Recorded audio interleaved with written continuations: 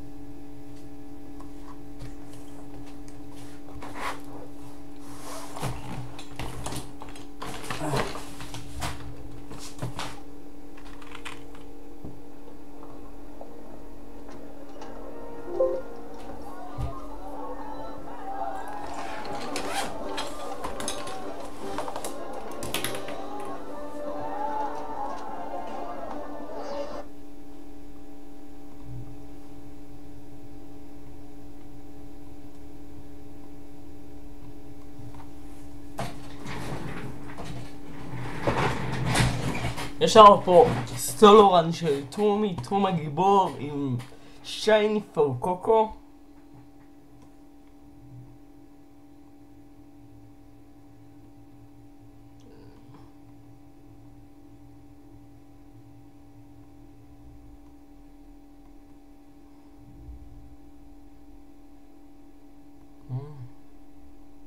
Charcadet has 2 evolutions. The Pokemon evolutions themselves aren't exclusive. The items required to evolve them are. Let me explain.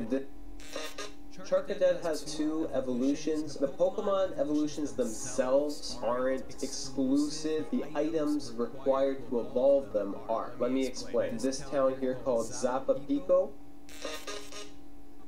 Charcadet has 2 evolutions. The Pokemon evolutions themselves aren't exclusive. The items required to evolve them are. Let me explain. This town here called Zappa Pico. Go to... אני אחליף את היוזר.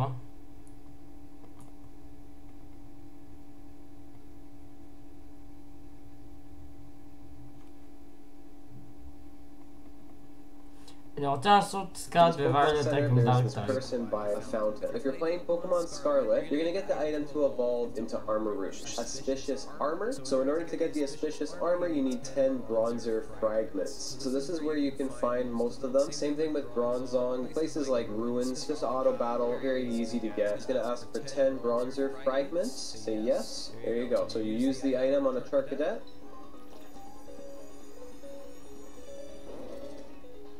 And in Pokemon Violet, if you go ahead and talk to this person here, they're going to say that they love Sinistea and they want 10 Sinistea chips. The best place to find them, I would say, Alfornada. Now we got the Malicious Armor. Now let's go ahead and get ourselves a Cerulege.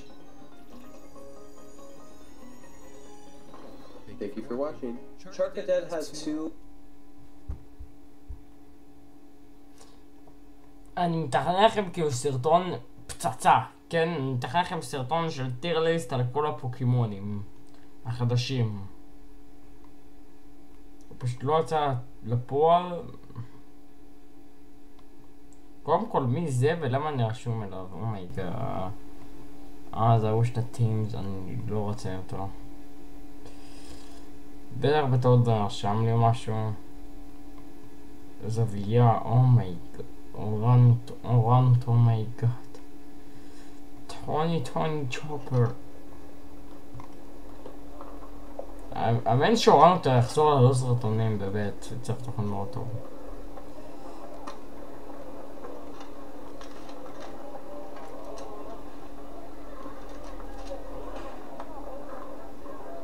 סטטיסטיקה אני חושב ששם...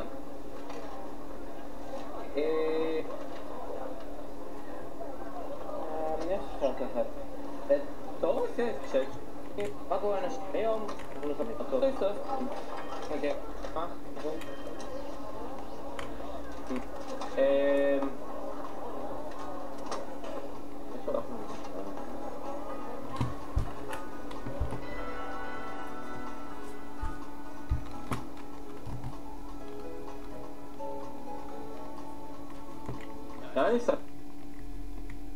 זה טוב. אני כן אסף טומטוס. איפה אני יכול להשיג טומטוס? טומטוס. סנדוויץ'. רסיפי. ליסט.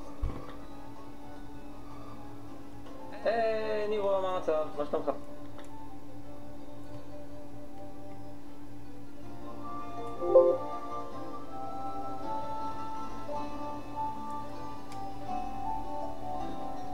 אוקיי, זה הצוות שלנו חבר'ה.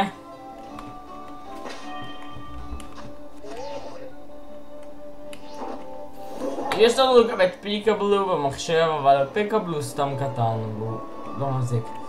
יש מצב שאני אעלה למריל את האפינס עם פיקי הקס רק כדי בשביל הקרב עם ג'יאקומו נראה לי קוראים לו, כי אני לא רואה עם הצוות הנוכחי הזה די כתוב על הכופתו.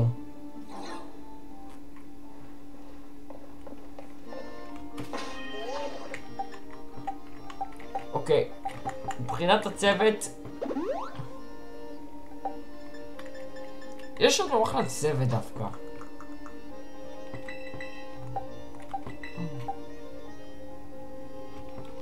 פשוט תעלה אותם רמות טיפה. ג'לאדו למד...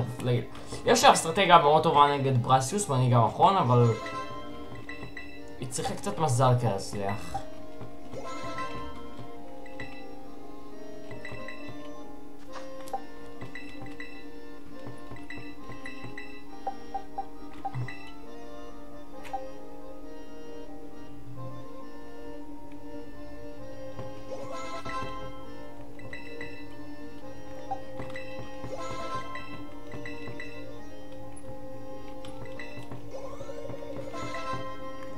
נחלף לרוקראפט להייסטימנט.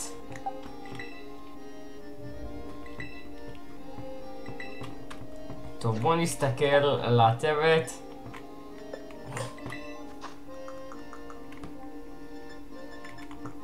איזה בריז יש לי? יש לי כזה.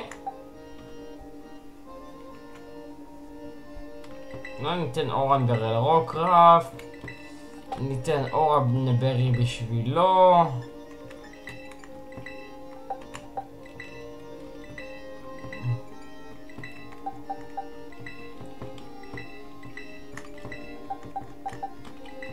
ניתן לכולם בריז. לא יודע אחרת.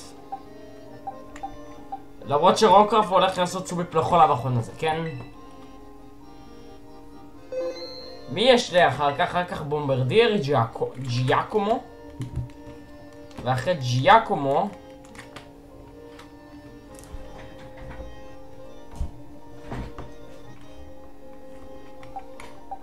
יש לנו את איונה.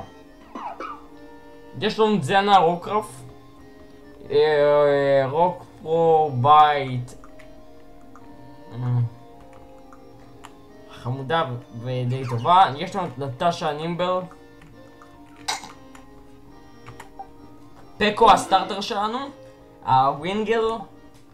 יש לנו את המלין הסוובלו, ג'לאדו הסמולי, הוא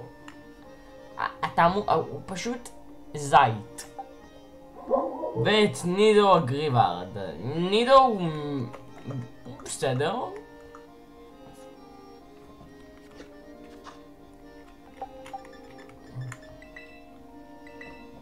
יש לי כאן את רשימת אנקאונטרים.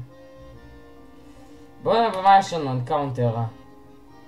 יש לנו possibility לאנקאונטר באסדו דזרט. וזהו.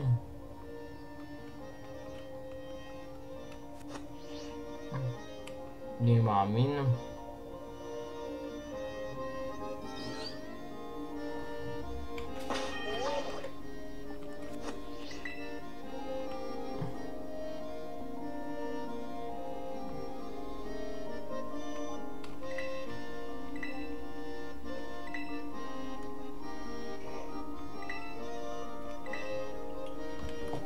יש לי אסטרטגיה מאוד טובה נגד ברסיוס.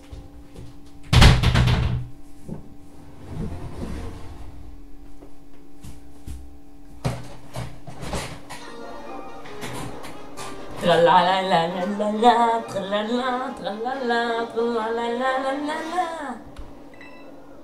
Granted challenger. Hey! Humph! What the fuck, אחי, מה אתה סופרמן? מה זה היה הקביצה הזאת?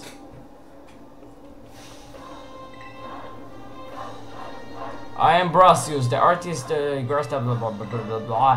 Stop את הפה שלך!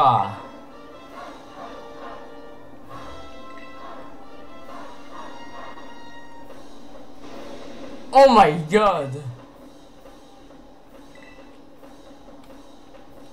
enough talk. באמת enough talk, אחי, חפרת את הרס. I trust you ready? shape.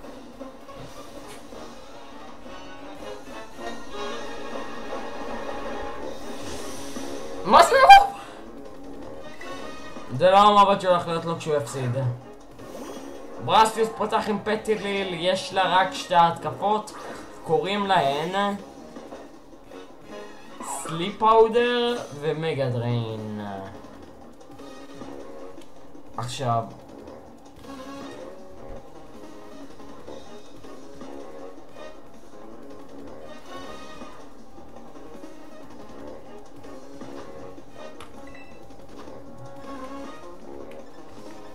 אני אעשה טרסטלייז לגראס טייפ ואני אתחיל לעשות דאבל טים.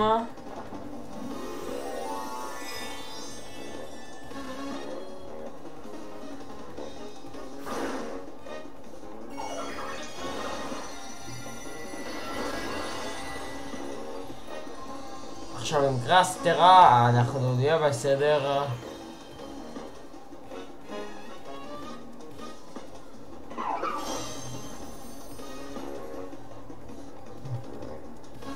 עכשיו אנחנו גם יותר מהירים פטליל, אנחנו נעשה דאבל טים, נראה לעצמנו את ההתחמקות, מגה דריין שוב חלש עליי וזו המתקפה היחידה שלה.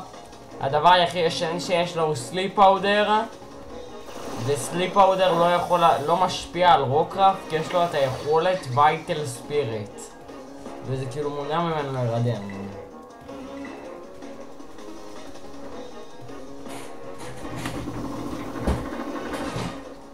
Double team 1, double team 2, very fast. Fortunately, thanks to the +2, then avoiding the next Mega Drain allowed me to set up the third double team in just breathing.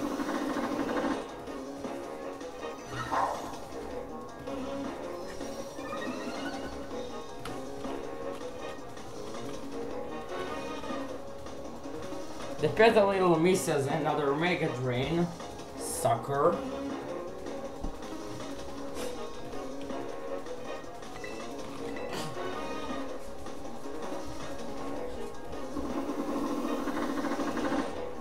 And the Petalil misses again.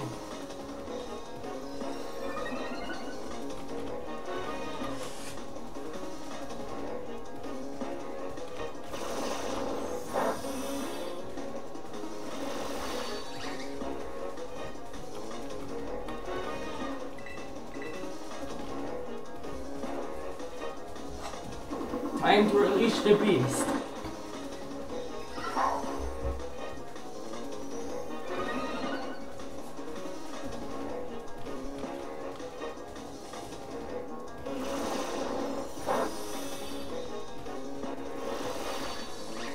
I managed to set up a +5 but Brasius gets lucky and hit me with 3 Mega Drains with a spell. 3 of them is consecutive ones. Fortunately, I have my Oranberry health, restoring my health and brings me above half. But the real issue here is Rockruff's atrocious HP stat. After the Orange Berets up the final double team, and the Pedalil connects with a Mega Drain again.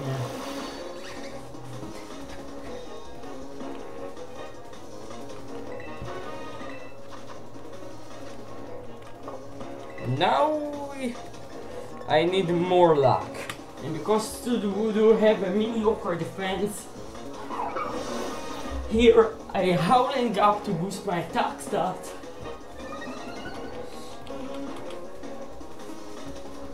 I want to release with the beast to boost my attack stat, and the Pedalil hits another Mega Drain.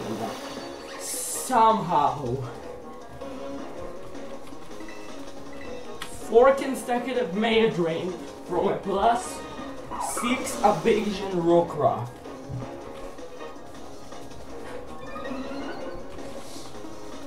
Rockruff starting health bar, it's starting to be too low, and of course the Pedalil hits another Mega Drain. Because why not?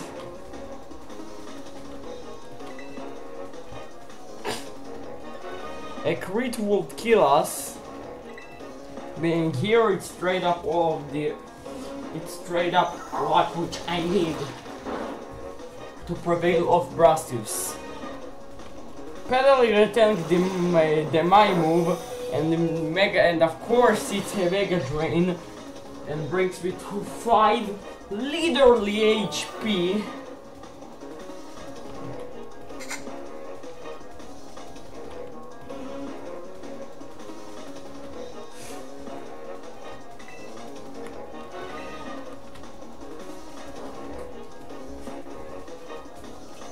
But fortunately, I managed to knock him out with a bite on the next turn.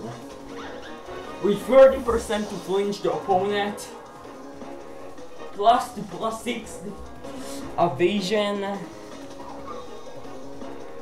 on Rockruff. I really wish Smoliv can't manage to hit me, and same as well leads to Brastius' final Pokemon, Sudowoodo.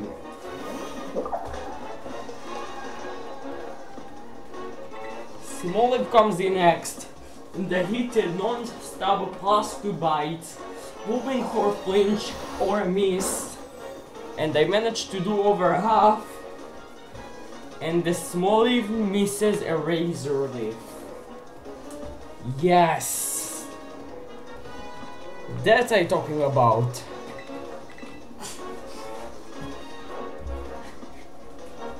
The problem after taking out the Smoliv, here comes the truly Voodoo, and which is the true form of Grass Type Voodoo, the Ace of Brastius. Now, because of Rockruff's low health, even a Trailblaze can't kill me. And he of course boosts his speed stat.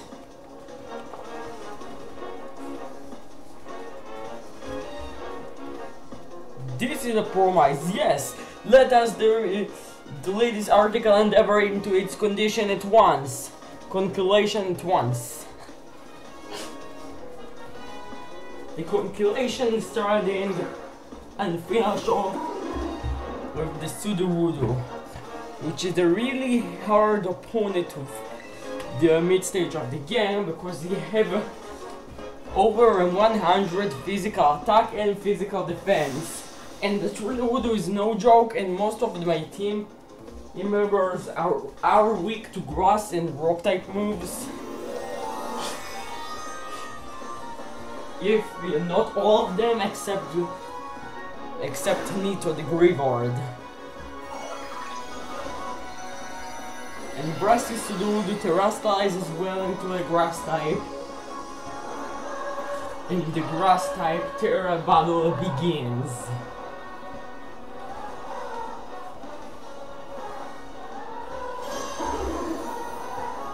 My plan here is to bite him a couple of times to get a 30% flinch. Or it miss me. A +2 bite of course do little to nothing.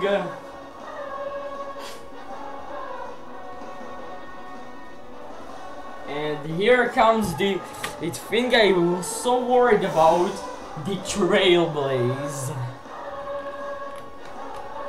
No connect, no connect, no connect, no connect, no connect, no connect.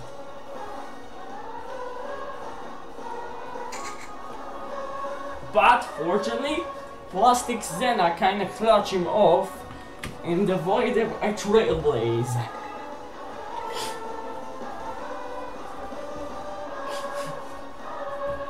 Bite is really my only hope here, and they go for again, and I managed to get a pretty lucky flinch. But here I need to say goodbye to Xena.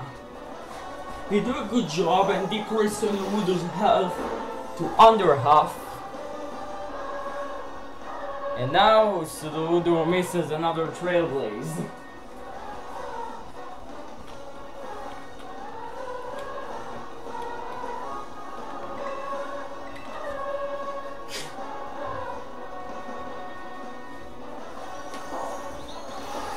I hit another bite, and Sudowoodo switches to Rock Throw, which misses. Here, if Sudowoodo misses a Trailblaze or gets a flinch, I win. If he doesn't, we still win, but Xena's life hasn't begun. Sudowoodo tanked the attack on the sliver and gets the freaking flinch! And Brasius is so dumb and can't eat even a puppy. This rusty little puppy clutched this gym of taking out the Trailblaze once and for all, and and give me the second gym badge.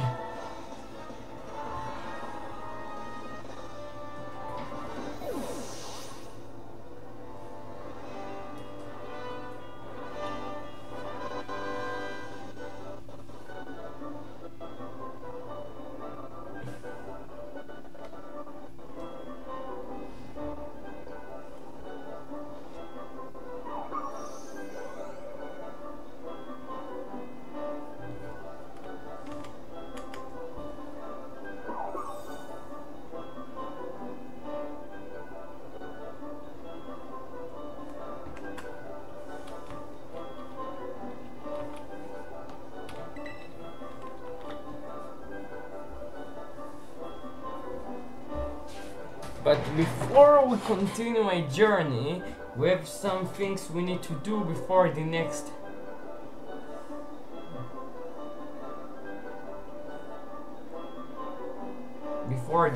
gym.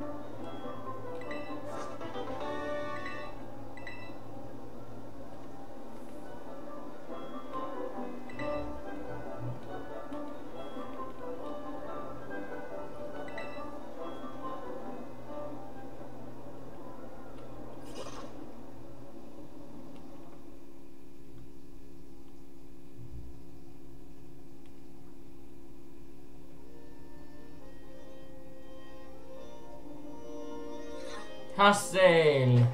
Pardon me, old weed I've been hearing so much about.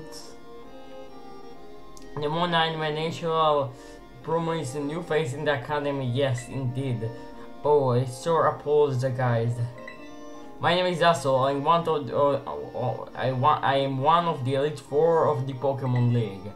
I also teach art class in the academy. So well, young guy, what complex the champion, I want to get stronger.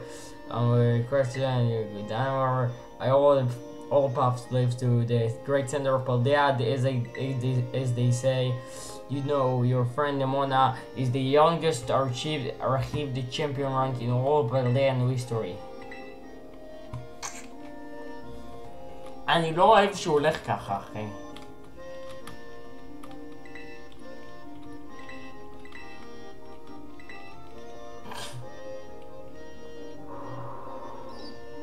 טוב, אנחנו אומרים להיפגש עם מונה במכון ואנחנו נלחם בו משהו.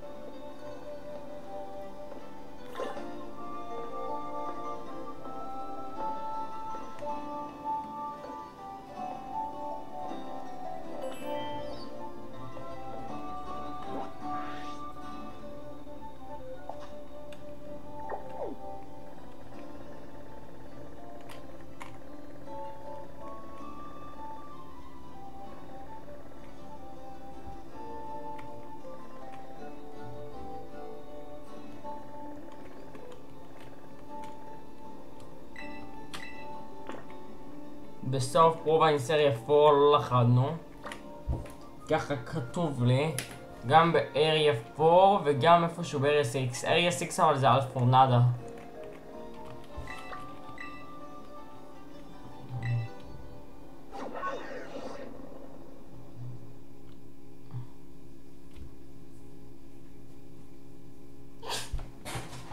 This little puppy clutched himself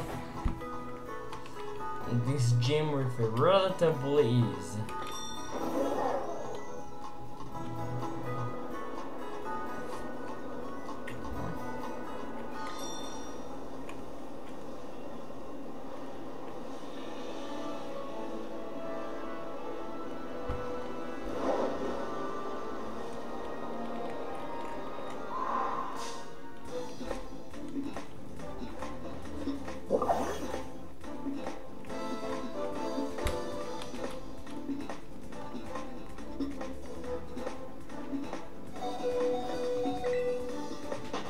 And there I realized I forgot to roll Zena between the battles.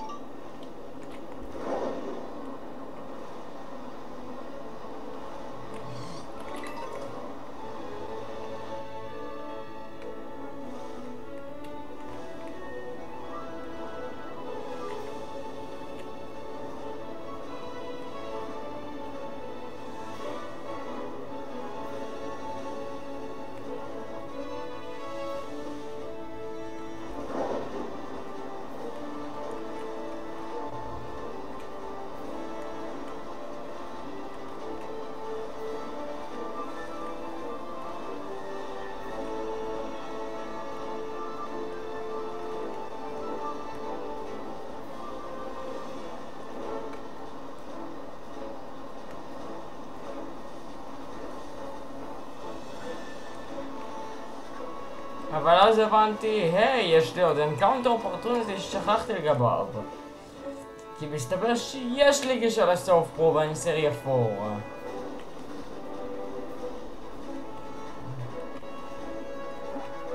אבל אני צריך לבדוק דבר אחד, והאם יש לי פה גישה לאנקאונטר. מצאתי אנקאונטר של אש בטרה רייד.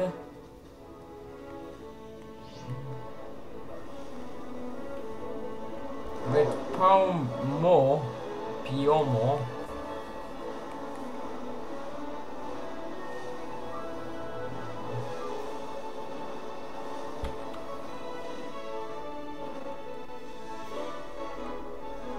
היעד הבא שלי הוא חד משמעית ללכת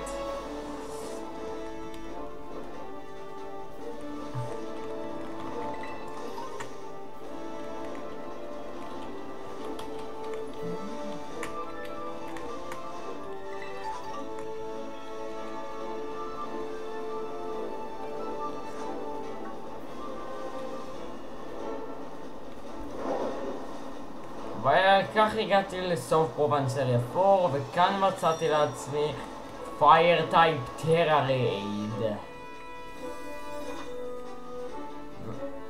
לא נכון.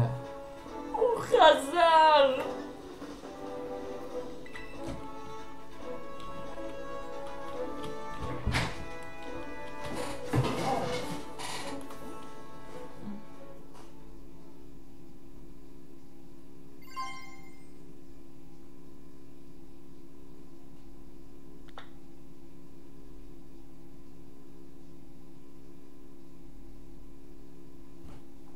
זה סוף פרובנסריה 4 וצ'קט. הוא חזר!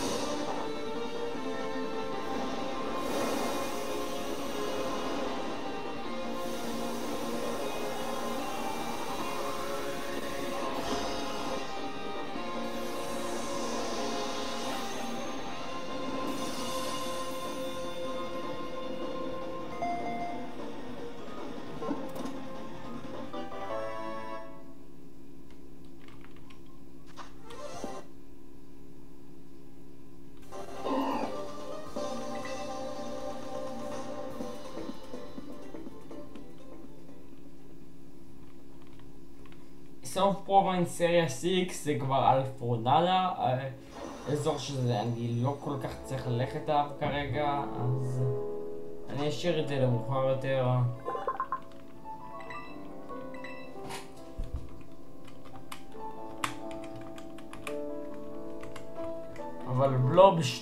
אבל בלובי השני יצטרך לחכות. אם טרה היא הטייפ של אש, הוא יכול לחסום בקלות הפעם את החולשה הכי טובה שלו, שזה 10, והרבה יותר טוב מזה של רוק טייפ. נוסף לכך,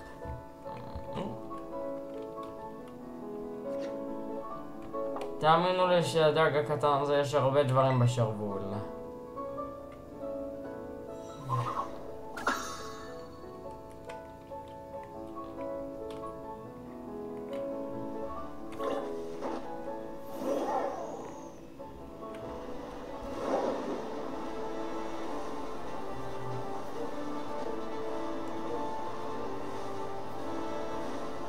עכשיו גם, אני לא יודע אם אמרתי את זה ונראה לי שלא אמרתי את זה, אבל בגלל שהרמות של ריידים של 2 כוכבים הוא 20, אנחנו יכולים גם לעשות אותם. ריידים של 3 כוכבים לעומת זאת,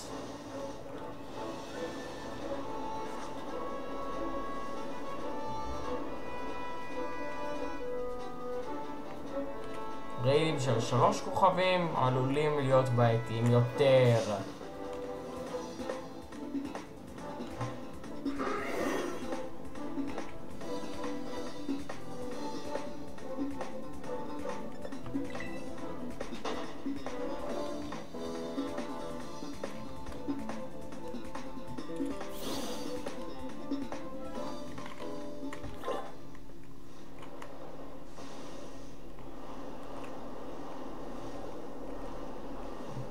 במיוחד שרמת הפוקימונים שלך לא טובה. לא בא יותר נכון.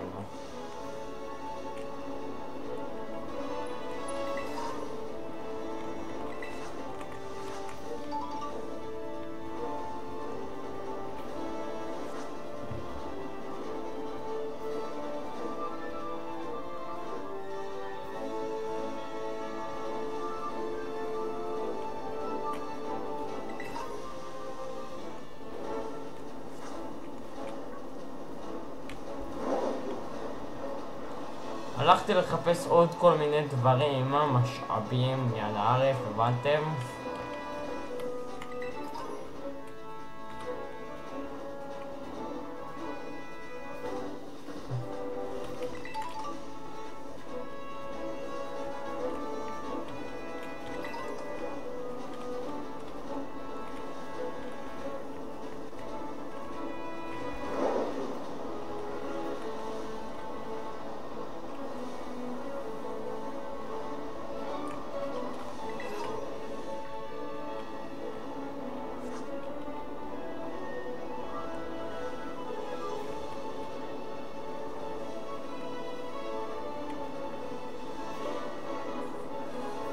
צ'אנסי!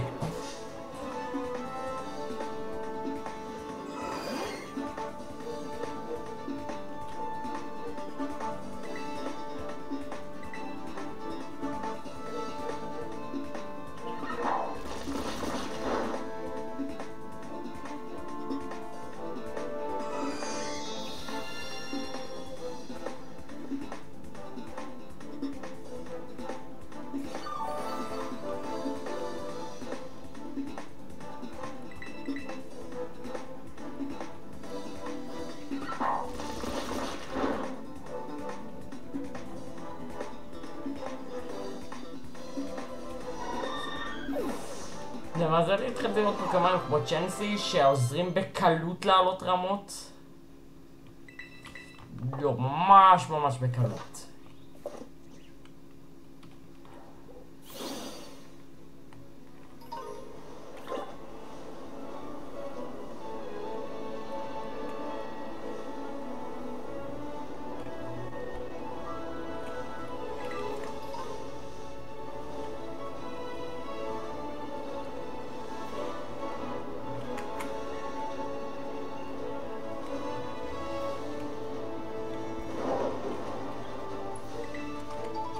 איכשהו כשניסיתי להמשיך ולהתקדם שוב ושוב בסוף ראיתי את הבית שלי. איך לעזאזל אני ראיתי את הבית שלי עכשיו?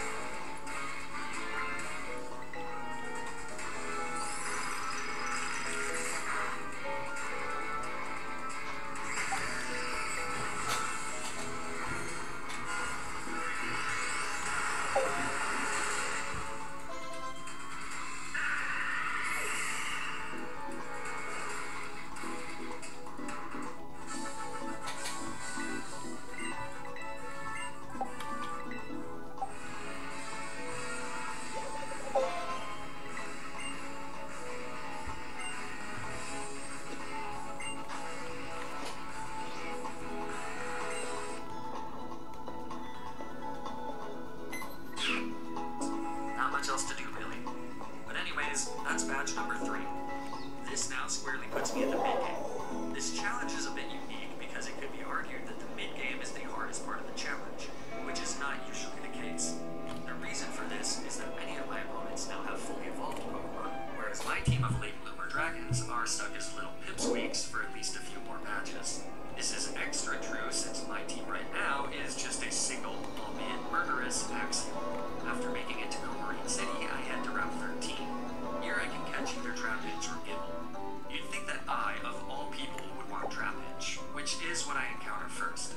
Unfortunately, Trapinch is not a dragon type, and we can't evolve him into Vibrava until the next level cap, so in the short run, Gibble would have actually been preferable. But since I do not get Gibble, it's up to just Elliot to fight Serena's team in front of the Comarine City Gym. She leads with a Meowstic, who is relatively safe to set up on.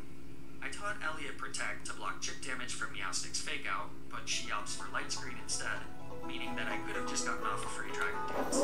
Fortunately, thanks to Eviolite, Elliot is able to take 2 hits from Meowstic on the subsequent turns, which lets him get to +2 attack and +2 speed from doing a little dance.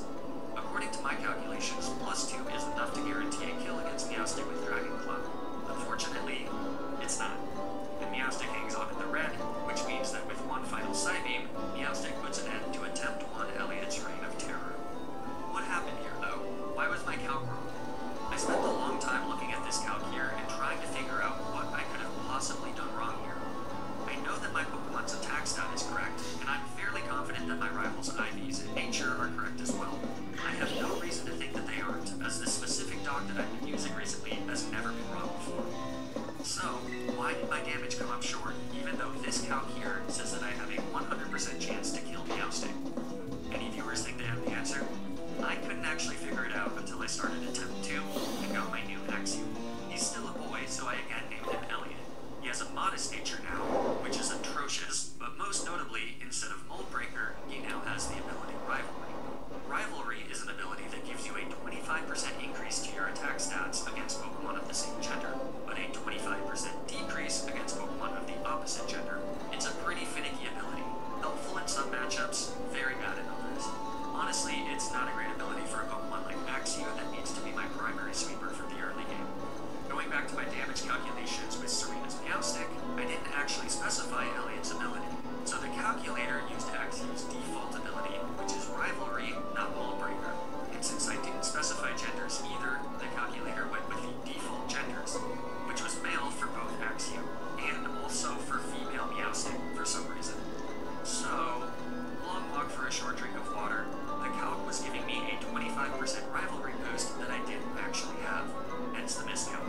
I don't know, I thought that was an interesting little side tangent to go on that had the potential to be semi-educational, but maybe it wasn't educational or interesting. Sorry if I wasted your time. Let's get into attempt 2.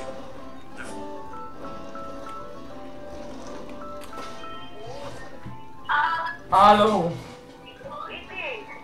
Ken. Ken. Ken. All is mine.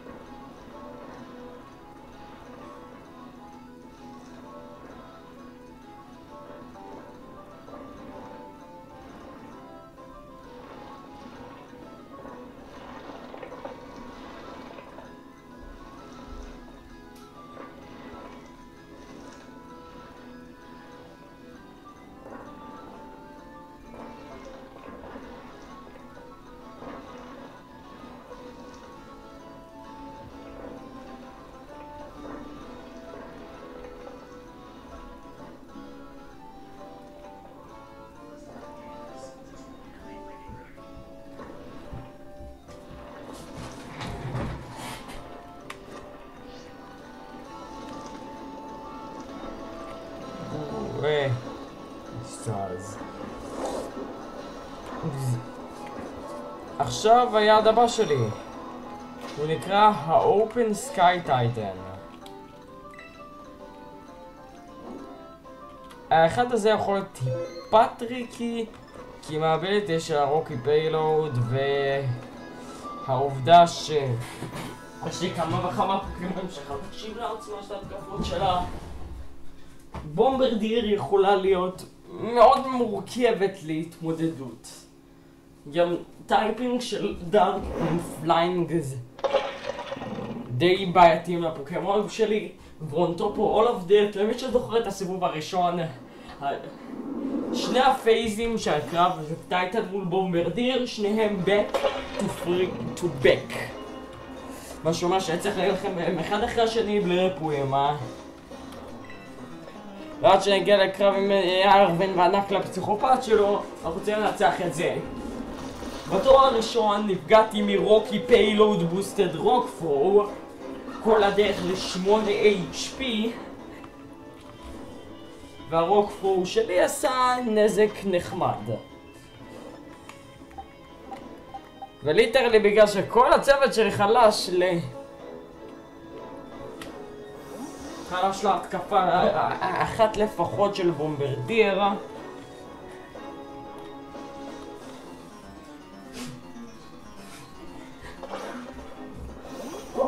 החלטתי להחליף לניטו שרצה ייפגע מהווינג אטאק. אבל זה היה הודות לאורנברי קיבל עוד חיים. נוסף לכך, ניטו אשכרה היא באביליטי שלו פיקאפ מצא עוד אורנברי, מה שאומר שהוא מחזיק עוד אחד כזה.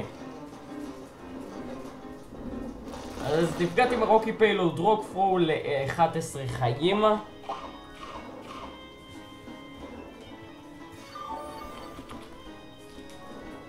ריפאתי קצת והורדתי את ההתקפה של הטיטנים בעזרת גראול.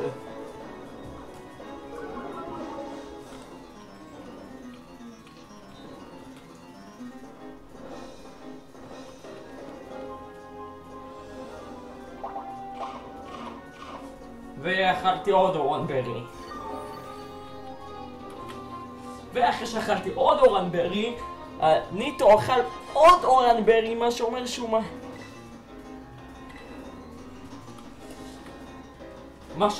מינוס 1, ומן הסתם יש לו את היכולת לשרוד ווינג אטאק על 9 חיים ולעשות עוד גראול כדי להוריד את ההתקפה של בומברדיר.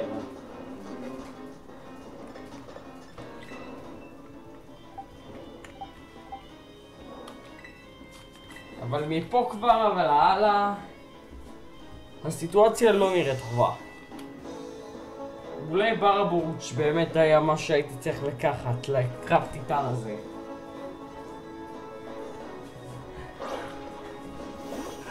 החלטתי להחליף להמלין שבסוויץ' נפגע במינוס 2 פלאק, שלצערי גם אכל את האורנברי שלי, מה שאומר שזה ריפא אותה.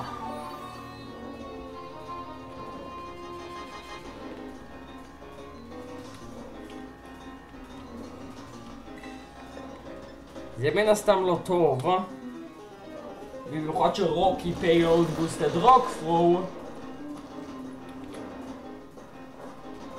הוריד את המלין די לואו לפני שפגעתי בה עם סופר אפקטיב דיזארמינג וויס. אבל הבנתי שאם היא לא תעשה רוקפרו אני יכול לשרוד, והיא עשתה ווינג אטאק במקום, והמלין שרדה על 3 חיים והצליח לפגוע בבומברדיר עם דרגון ברף, שלמזלי הרב גם קיבל פורלסיס.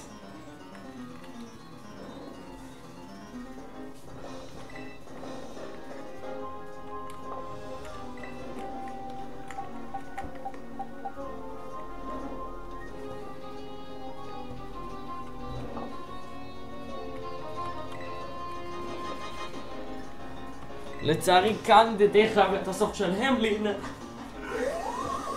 כי אין לי פה דרך אחרת כלשהי להתמודד מול הטיטן. אז פגעתי בבומברדיר עם דיסארמינג וויס, ולמזלי הרב היא גם קיבלה פולי פרולייז.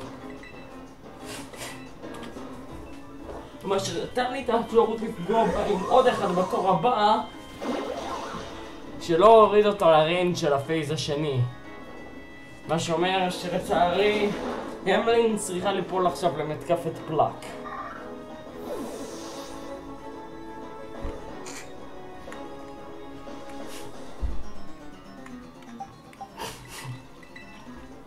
מה? בסדר. אני בסדר גמור. אכלתי! מה? אכלתי! מה קורה אבא? הכל בסדר, אמא. כן?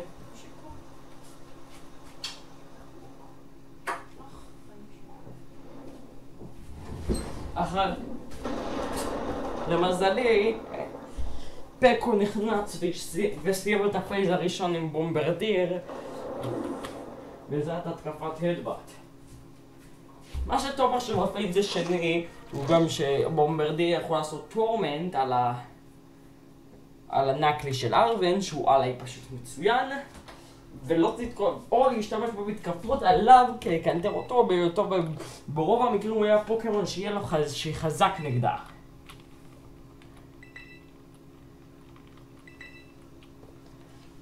הבעיה שעכשיו היא גם קיבלה בוסט,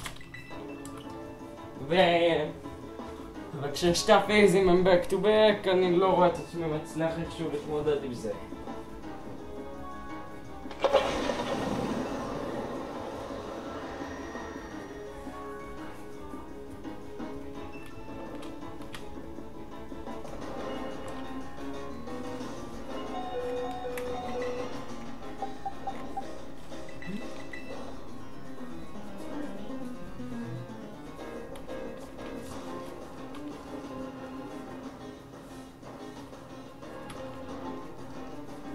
בציפייה שקודם כל היא תעשה טורמנט בתוך הראשון על הנקלי של ארוון,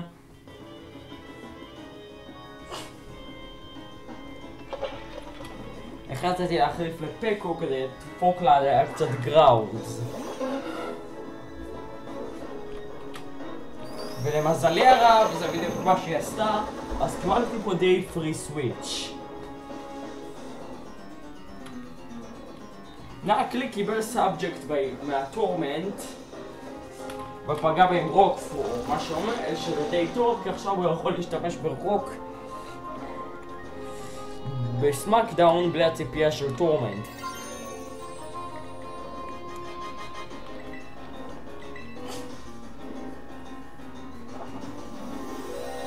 בציפייה שבומברדיר תעשה עליי עוד טורמנט, החלטתי להתייחס עליי לפקו לפייטינג טייפ, כי למקרה שתעשה עליי עוד טורמנט או רוק פרו,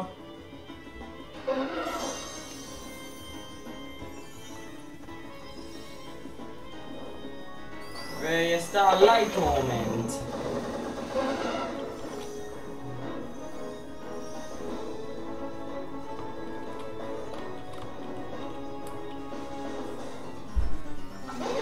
פגעתי בו משום האימונג אטאק במקום לעשות על הגראול.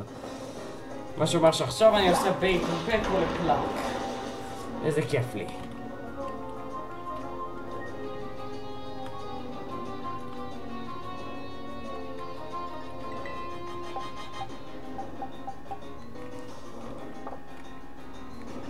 אבל שוב, אין לי דרך אחרת כאן, אז אני חייב לעשות גראול. ובומברדיר משום מה עשתה עליי רוק פרו במקום פלאק, אז פקו לא מת, ונוסף לזה הצלחתי גם לעשות עליה התקפת גראול כדי להוריד לה יותר את ההתקפה שלה. ונקלי תקף אותה עם רוק פור, וכמו שזה נראה מהרינג' הזה, סמאקדאון יכול להרוג אותה. עם הדרופ, יש מצב אולי שג'לאדו יוכל לשרוד את ההתקפה שלה. כי הציפייה הכי גבוהה שלי מגיעה עם ג'לאדו השמאלב.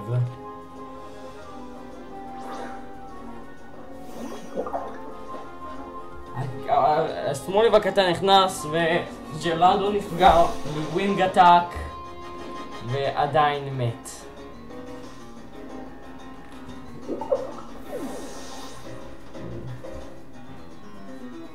A little unfortunate. נקלי כן קיבל את האפשרות להרוג את הטיטן עם סמאקדאון, אבל אומייגאד, כל כך רציתי להשתמש בארבולבה.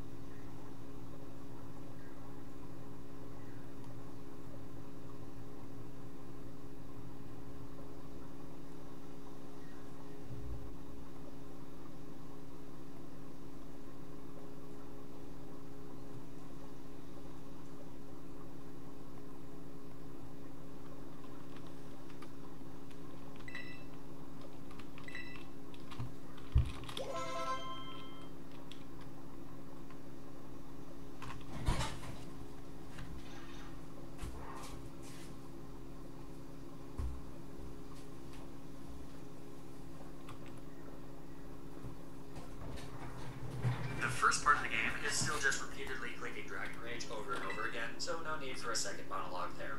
This means that the first major obstacle is ranked.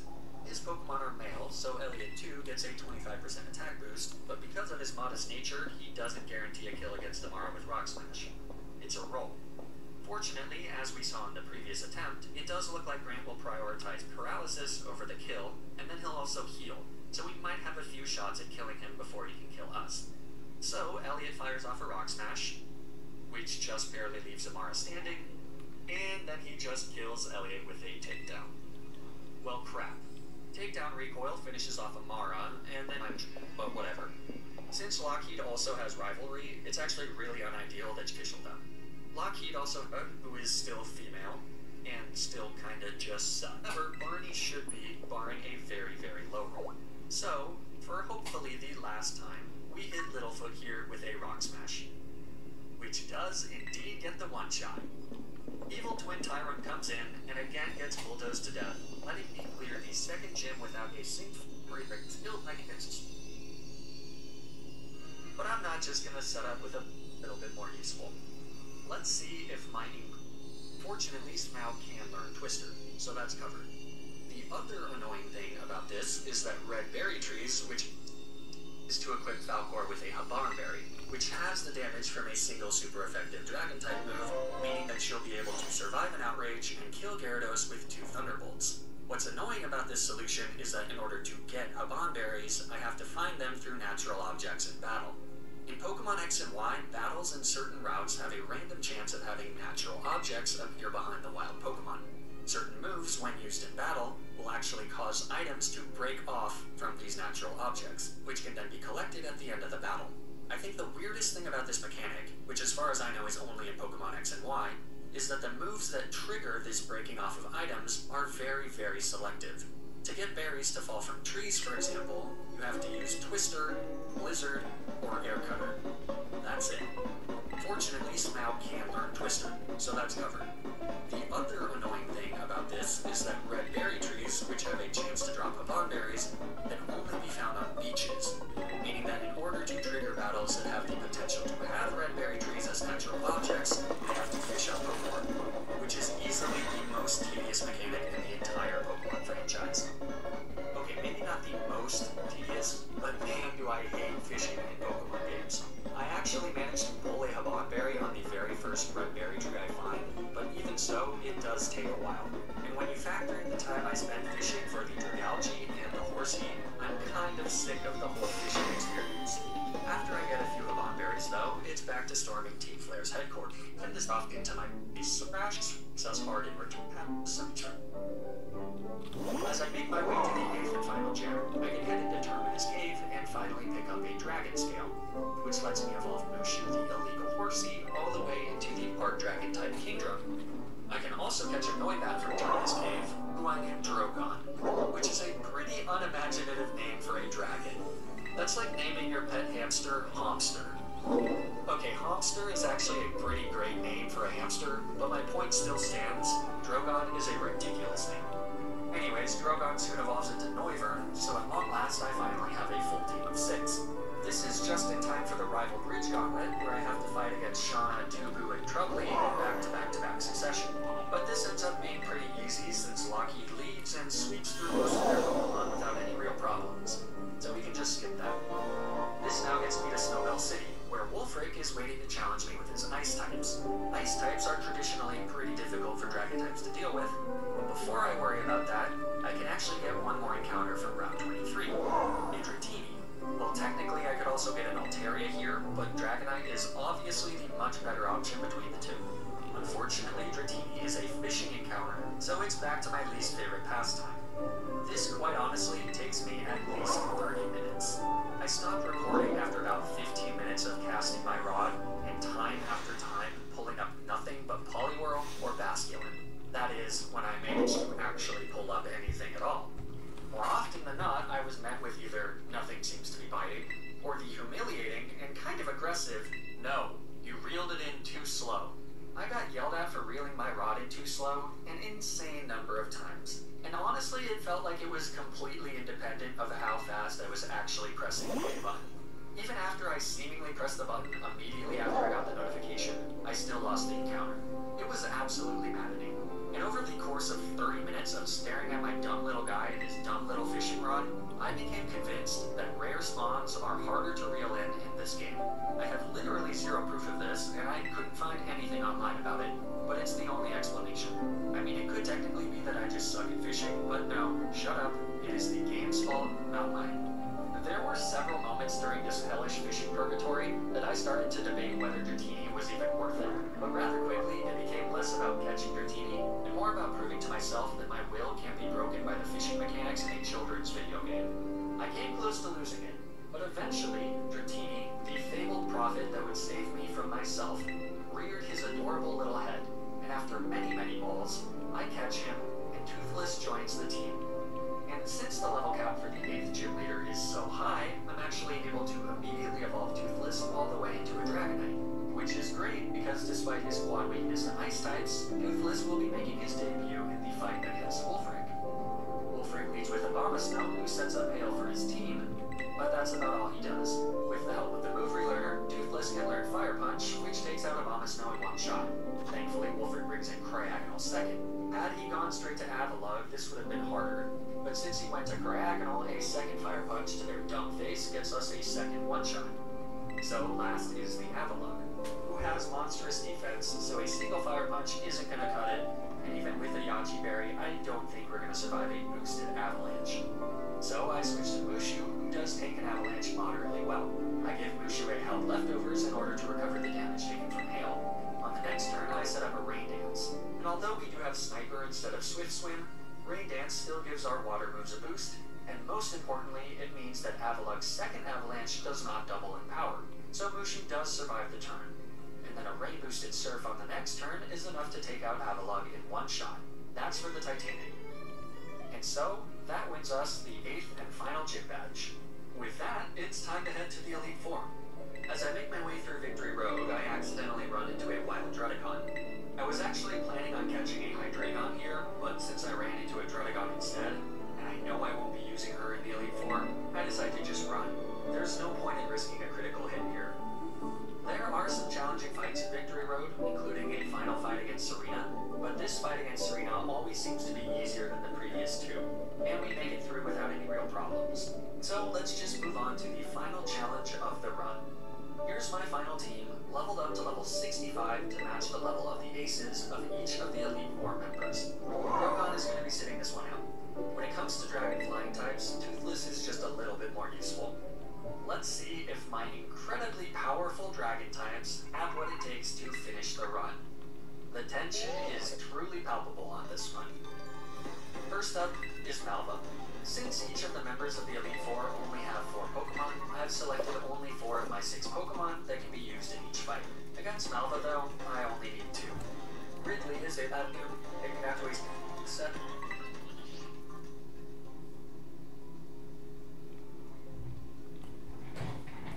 All of my Pokemon for.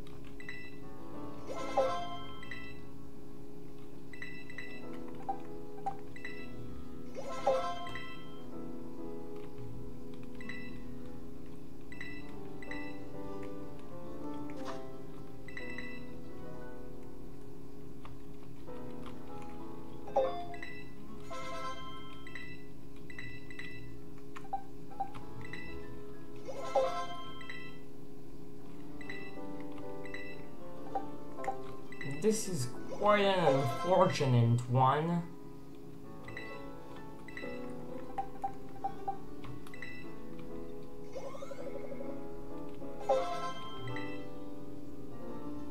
But, fortunately, I managed finally to make it through, and after a couple of berries,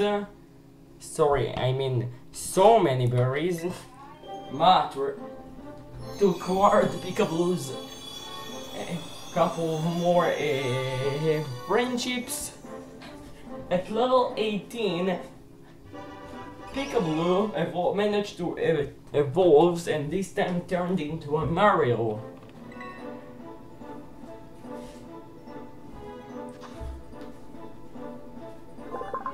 Because it fortunately also have the Fairy Tera type instead of normal. מה? יש לי טיפה, אני אעשה את זה בערב, אני אסתקתק את זה בערב עם מה. עכשיו זה ערב, 5 זה לא ערב.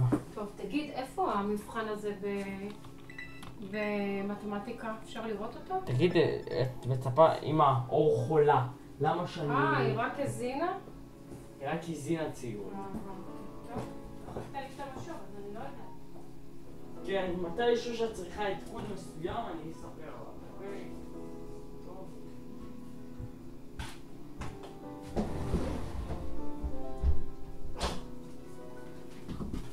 עם הכוח המחוזק של פיקאבלו,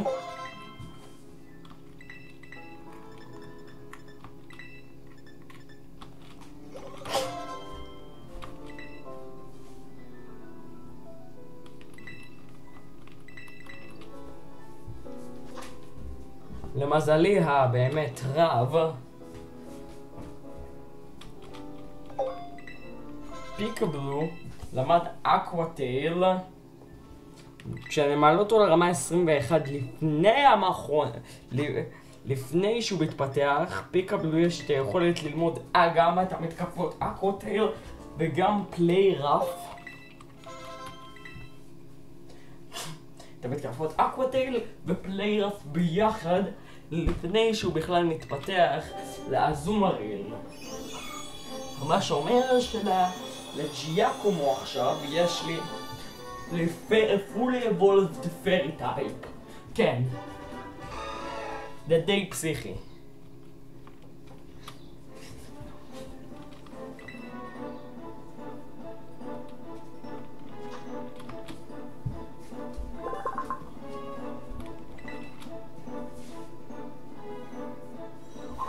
במיוחד שעדיין הוא שומר על הפרי טרה טייפ ולא קיבל נורמל טרה טייפ או משהו כזה במקום.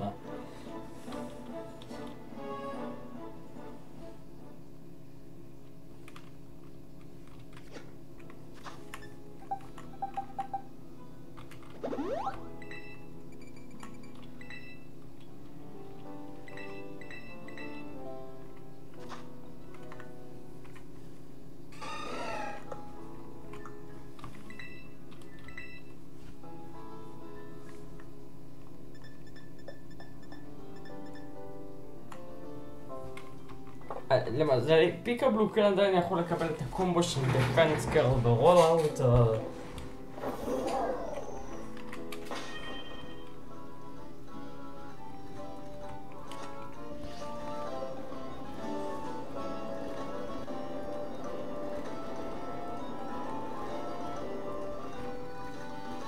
הבעיה הכי גדולה כאן כרגע זה שככל שההפינס או הסתבכה שלו עולה,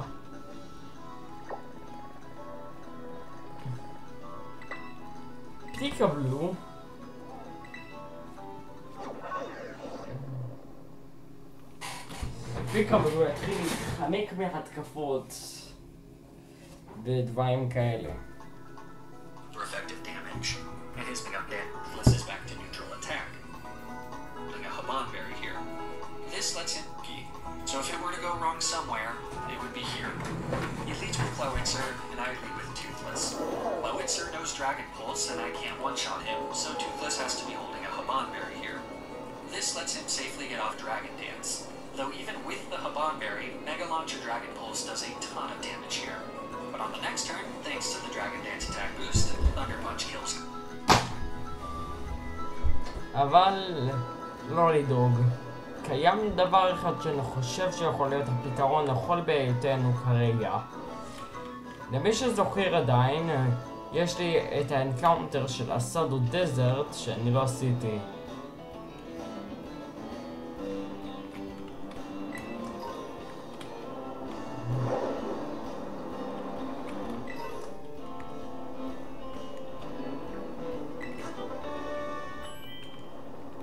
באסאדו דזרט יש לי את האפשרות להשיג את המתקפה לייטסקרין ואפילו עוד פעם מונסטון. ארוון התקשר אליי ואמר לי שעוד טיטן בדרך, אבל הטיטן הזה הוא השני החזק מבין כולם והוא רמה 45.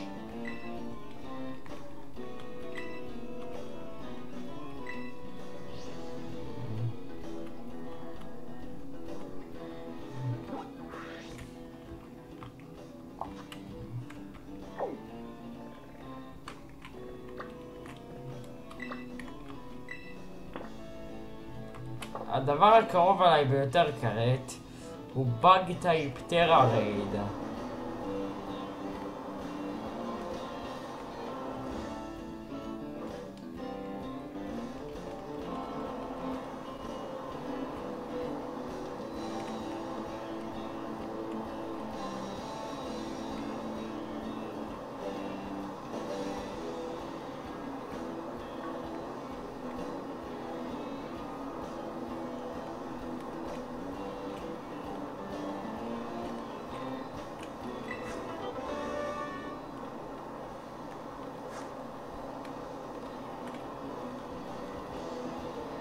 אוקיי, באג טייפ זה נשמע נחמד ביותר.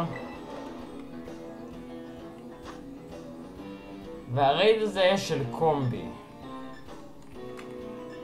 לצערי אני לא יכול לדעת אם הקומבי הזה הוא זכר או נקבה. כי כנראה שהוא נקבה.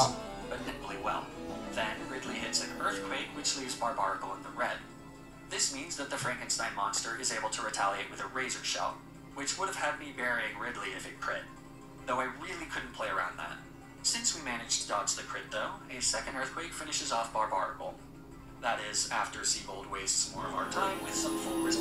ואז קיוויתי בכל הכוח שיש הקומבית תהיה נקבה, אבל היא זכר.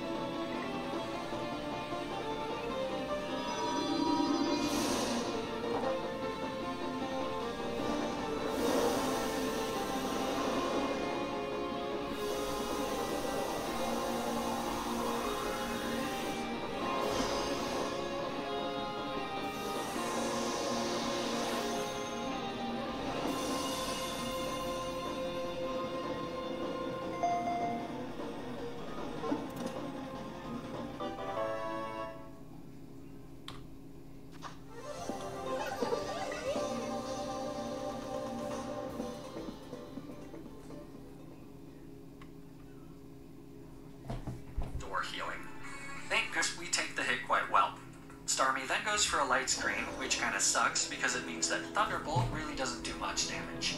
Though at least Black Sludge has now brought Smaug back to almost full HP. So on the next turn, Starmie hits a very nasty super effective Psychic, and then Smaug hits Starmie with a Toxic.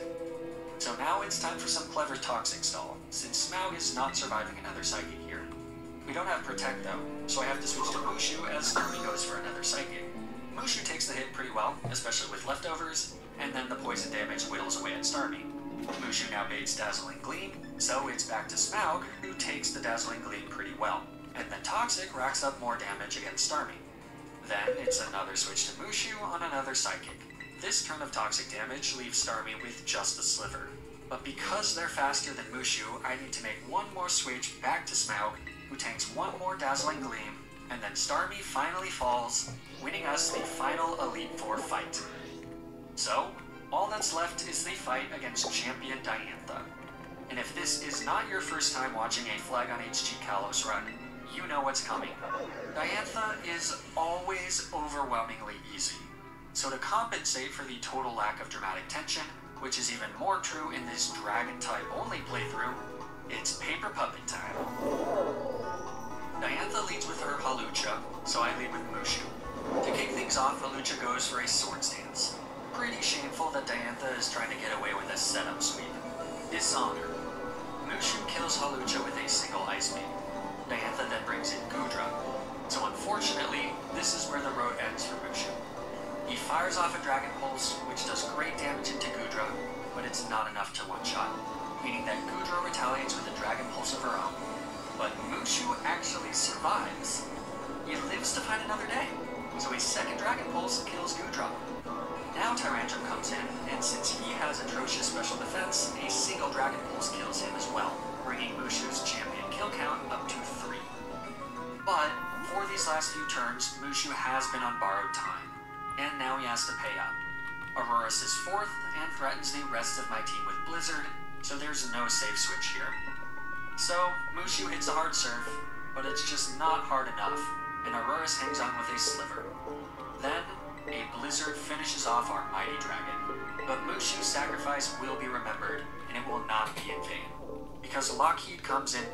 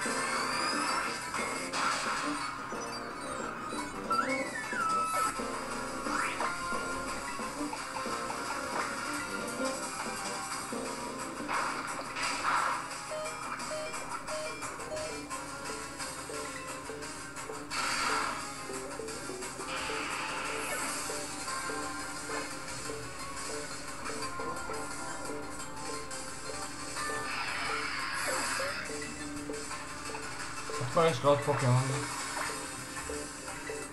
מה?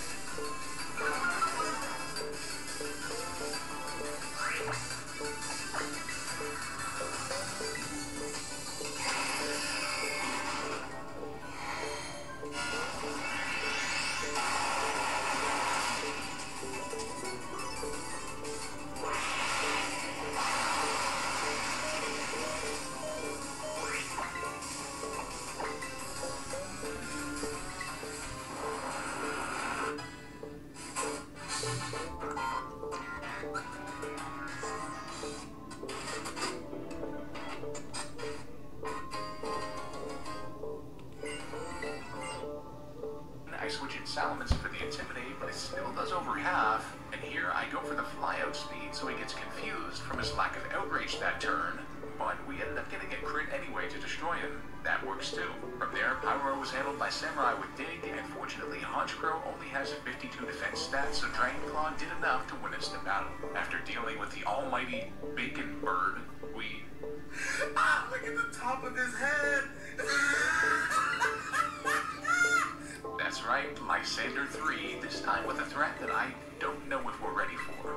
This team is crazy, but let's give it a shot. Mienshao is of course easy pickings, and this time he sends in Pyroar. The one good thing here is I know he won't send in Gyarados until the end, so I can plan around that and have Yoshi take down Pyroar with Dig after he just hit one Hyper Voice. Honchkrow then comes out, so I switch into Samurai, who tanks even a critical hit Night Slash with above half, so... I take the opportunity to Swords Dance and hit down below half, but our berry helps. Then Swords Dance again as he hits us to 72 HP. I know we need all the attack power we can get, as this might be the only way to handle what's next is Mega Gyarados, which intimidated us on the switch. Thankfully, a +3 Dragon Claw does end up being enough to take him down in one hit, saving us. Let's go. Entering Terminus Cave up ahead, we have some great items we can get, including the TM from Brick Break, but also an item we need for a key evolution, the Dragon Scale. In the next city, this generous woman also gives us the U-turn TM2 before Professor Sycamore challenges us to battle yet again, except this time with the 3 fully evolved Kanto starters. But they were no match for Yoshi's insane attack power combined with Stab Dragon Claw, smashing them all in one hit except for his Charizard, which somehow survived one. After a ton of training, we have good old Joey evolve into a Dragalge, at which point he gets the Dragon type, and I also evolve Baron into a Seadra too. In Terminus Cave, we can use our Repel Reset trick to get more ceiling encounters, which is the only way to get a new viable Pokemon, Noibat, which I catch and nickname Blake. Blake has a relaxed nature plus defense and minus speed. Kinda bad, but we'll take it. After some leveling, Blake evolves into a Noivern who seems to have some great IVs, and we can also give him both Boom Burst and Dragon Pulse through the Mover Bite, along with Flamethrower via TM for great coverage. Not only that, but I finally evolved Spicy into a bulky Goodra in the rain, and I can also trade evolve Baron into a Kingdra with the Dragon Scale. Now, you might notice we've done a bit of a team shakeup, and this is what I'll call our B team. I want to keep our prospective Elite 4 Pokemon safe, so these alternates are going to help a lot and have some great coverage that we're going to need right now, defensively and offensively. Route 19 up ahead nets us some Yachi Berries to help with ice attacks, and also the Sludge Bomb TM, amazing for Dragalge. Now, the bridge rival battles are one of the main reasons for the team shakeup, as they can be quite tough with no healing between two of them. A ton of theory crafting had us perform well though, as Shauna was handled by Blake with Air Slashes on Delcatty, Dragon Pulse on Goodra, and finally Air Slash being 4 times super effective on Chestnut too. Tierno was then handled by a switch into Baron, who outspent a Talonflame that had used Swords Dance of all things, and KO'd it with Surf, duped it out with Roserade with Dragon Pulse, and then could 2-hit KO Crawdon with Dragon Pulse as well. Finally, Trevor was a tough one, but a combination of Joey with Sludge Bomb taking out Raichu, and even his incredibly bulky Fairy-type Forges too. Thank God for that Aerodactyl had us off the bridge safely. What a great team effort. Our final gym destination is upon us, Snowbell City ahead. Well, I'm feeling a bit scared. It's an ice-type gym after all, but Noita with the expert open flamethrower performed amazing. And Gudra's sheer bulk came in handy against those crucial scary moments, especially with Thunderbolt to handle the part water-type Pokemon. The 8th and final gym leader is Wolfring, the ice specialist, and his team is straight up dangerous. I theory for a while for this one and came up with one of the most ridiculous strategies ever. You might think Expert Belt Noivern with Flamethrower could do this all on his own, but Cryoballs only doesn't give us the range, and a 4 times damage Ice Beam would annihilate us. So, I lead with Gudra against Abomasnow, and when he sets up the Hail, I use Rain Dance to get rid of it. I then switch into Baron, our only Pokemon not weak to Ice, who takes Ice Beam with 3/4. I then use Focus Energy to raise our critical hit ratio, get hit with another attack to about a third or so.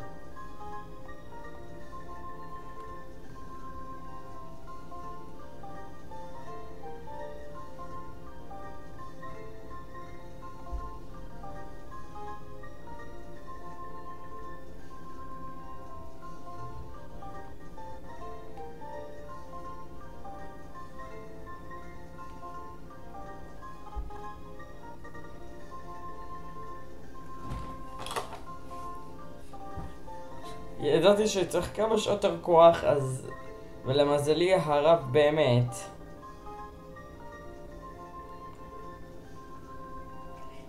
הכנסתי את שתי הפוקימונים שנותרו לי לצוות שלי. והי הבא. אני צריך חנוך פה כפה, תפתח את החלון. אז תפתח טיפה שתצא אווירה. כי חנוך פה. אז איתי, אני פותח את הדלת, בסדר? לא, אני אפתח את החלון. לא, איתי, תפתח את הדלת. אני מבטיח, לא מקשיב למה שאתה עושה, לא מפריע, לא כלום. אפשר לסגור טיפה? אבל אין לאוויר איפה לצאת, וחנוך פה. רגע, תראה. ככה בערך.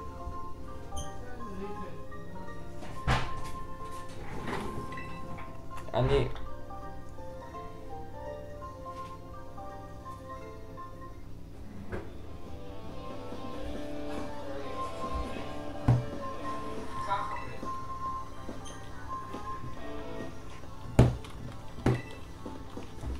במיוחד נגד בסיס האופל, יש לנו עוד טימה בגריד אחד וזה ושסוף סוף פיקאבלו הצטרף לצוות שלנו והצלחתי לעלות עם כמה בריז וכמה פעמים שהוצאתי אותו מהקרב מספיק את ההפינס. בסופו של דבר עוד פתח למריל ועם מריל דאגתי לעשות במפה ספציפית 3 קנדיז שבריינג' הכי קרוב אליי קראות אותו ישר לרמה 21 לפני שהוא מתפתח לאזומריל. למה? כי ככה הוא ילמד ממש מוקדם גם מתקפות כמו הקווטר ומה שהחותר צריכים פליי רף. בסופו של דבר פיקאבלו סוף סוף מתפתח לאזומריל וגם אם אין לו היוג' פאוור עדיין עוזר לנו גם מול ג'יאקומו וגם מול מלח. לא הפסדנו קודם.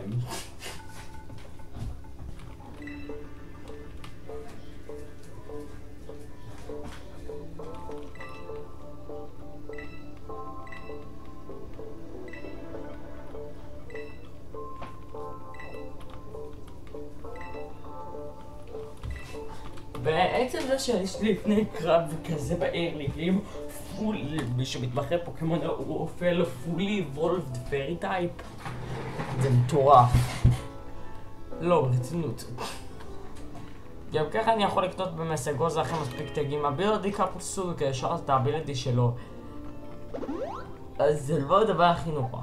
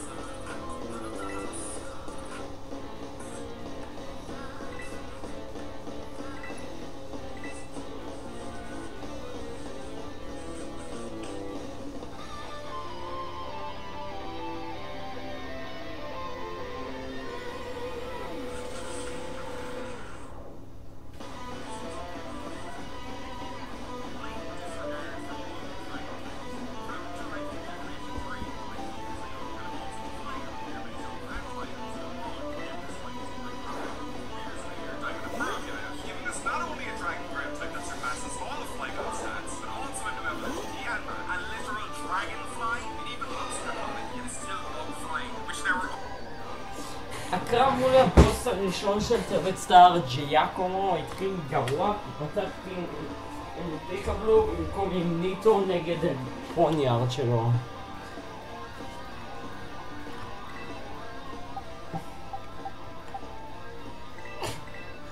ניטו יודע דיג, אז חשבתי שאיכשהו יהיה לי דרך קנטר פה.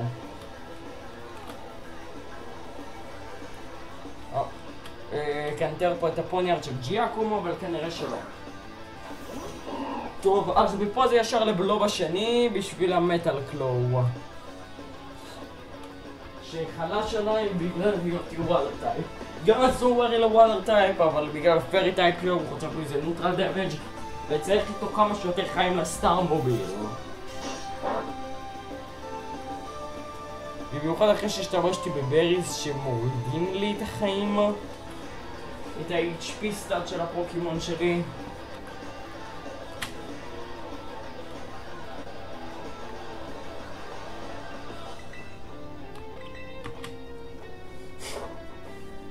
משום מה הבלוב השני יותר מהיר, אז יצא לי לפגוע בפוניארד עם סטאב וודר פולס, שעשה מה שנראה קרוב לרבע חיים, ופוניארד פגע בי עם אריאל אייס, בחצי חיים, ופוניארד פגע בי עם אריאל אייס. וכמו שאתה ברינג' הזה, אריאל אייס תוסף לא יהרוג אותי, אז לקחתי איזה סיכון ופגעתי בו עם עוד וודר פולס, שהפעם קיבלה קצת יותר היי רול והורידה אותו.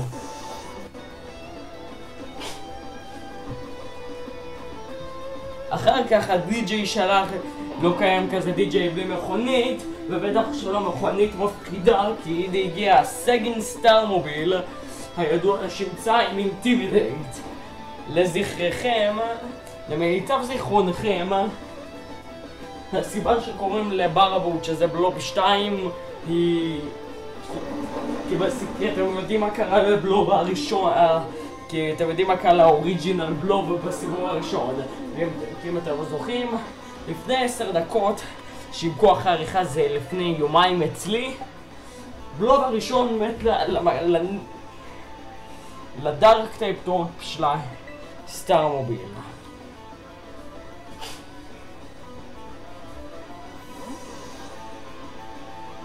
אז אני חייב להחליף. הסיבה שאני משתמש למזלי, בלוב בשני חטף את האינטימידייט, אז אחר כך החלפתי לפיקבלו בשביל הוויקד טורק, שמן הסתם לא עשה לו כמעט דמג' בגלל כל הבולק שהוא קיבל מההתפתחות. הסטאר מוביל של ג'יאקומו, מעבר לנורקיוס טורק, הסטאר מוביל של ג'יאקומו הוא ספיישל אטאקר. אז צ'ארם לא עזור לי. למזלי גם קיבלתי את הטרה טייפ של הפייה לעזור שלי, במזל, שזה אחד הטייפים שיש לעזום הריל, אז מיד השתמשתי בטרסטלייז, אז טרסטלייז לפרי טייפ, את הוודר טייפ שלי לא כזה משנה, וזה מן הסתם חזק לי את התקפות הפייה. רבע רום פגע בי עם עוד וויקד טורק, כמעט ולא עשה לי כלום, אבל משום מה וויקד טורק יכול להרדים אותי, אז לצערי וזה עבד לרעתי בסיבוב הזה.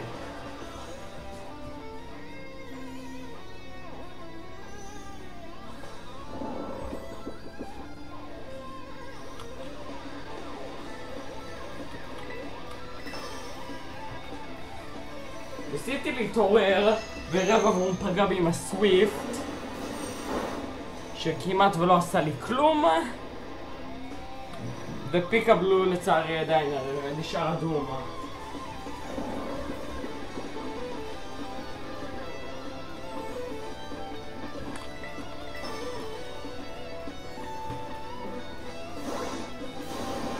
כפי שנראה וויקד טורק ועושה לי טיפה יותר דמג' בסוויפט, ולאחר הרבה מהלומות, הרבע הוא מוריד אותי מתחת לחצי חיים, אבל פיקבלו התעורר ופגע עם טרה סטאב סופר אפקטיב, פליי רף,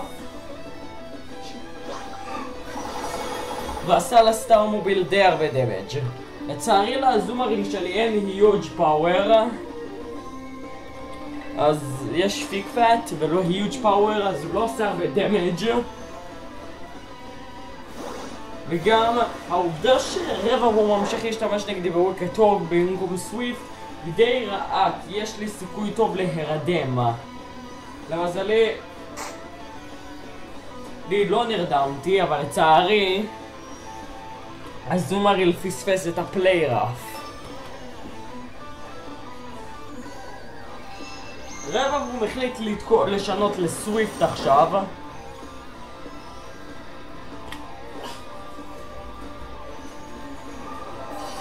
והצלחתי לפגוע עם הפליירף של פיקאבלו, ובפעם הזאתי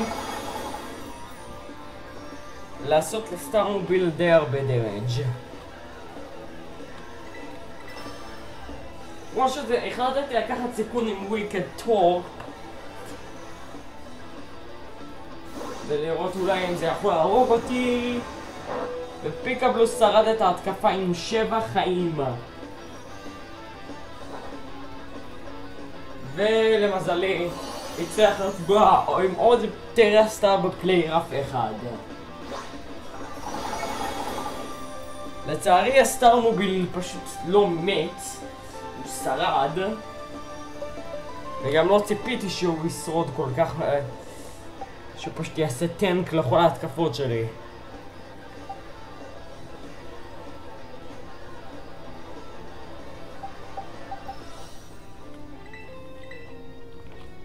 בציפייה לעוד סוויפט,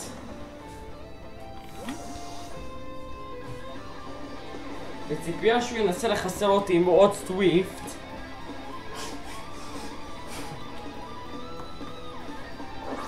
החלטתי להחליף לזנה.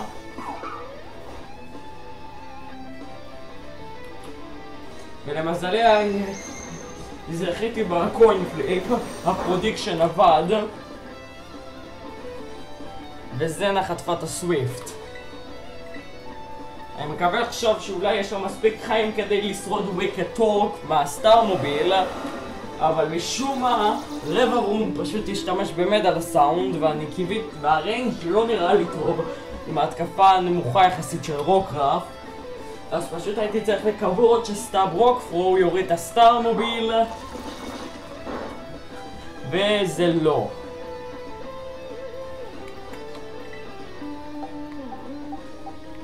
כמו שזה נראה עכשיו, גם עם הדרופ של מדל סאונד, אני עדיין צריך להסתכן פה טיפה.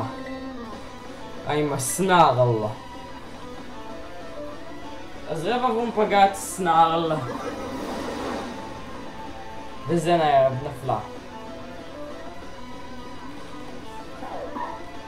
לא היה לי יותר מדי מה להחליף כאן, והזומריל פשוט היה שק פה בטירוף.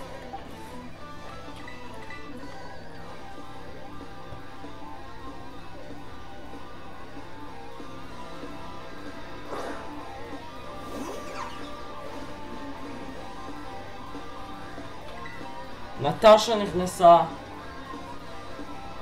זה לא נחשב, באמת שזה לא נחשב. חטפתי את הסנארל מי איך קוראים לו. בתור הבא חטפתי סנארל חזק מי איך קוראים לו מהסטאר מוביל.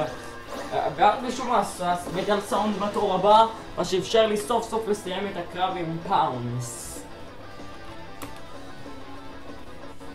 וזהו!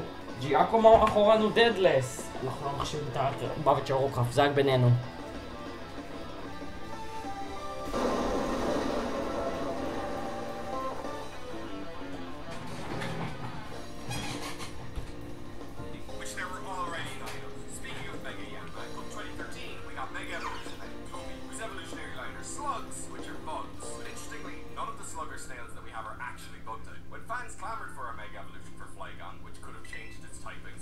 said that they couldn't think of anything. It's not odd, no, got one. I don't know. In 2017,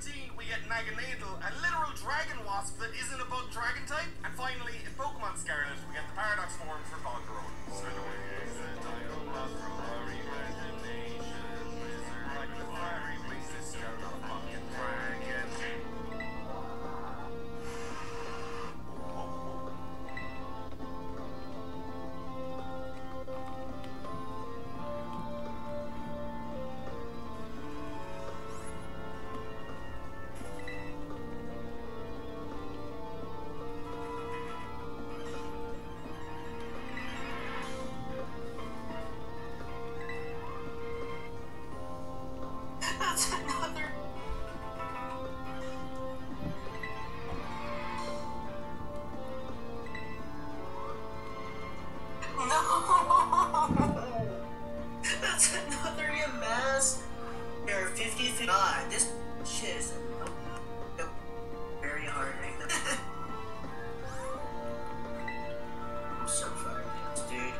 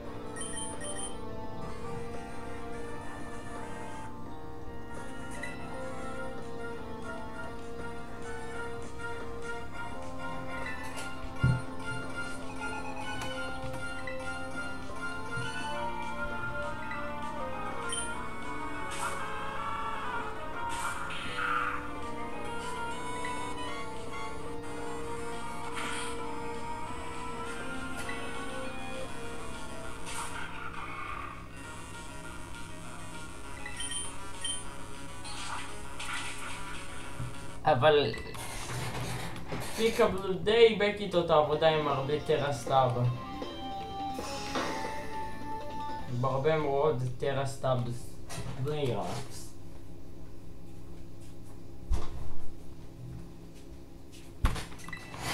למרות שהוא כמעט מת.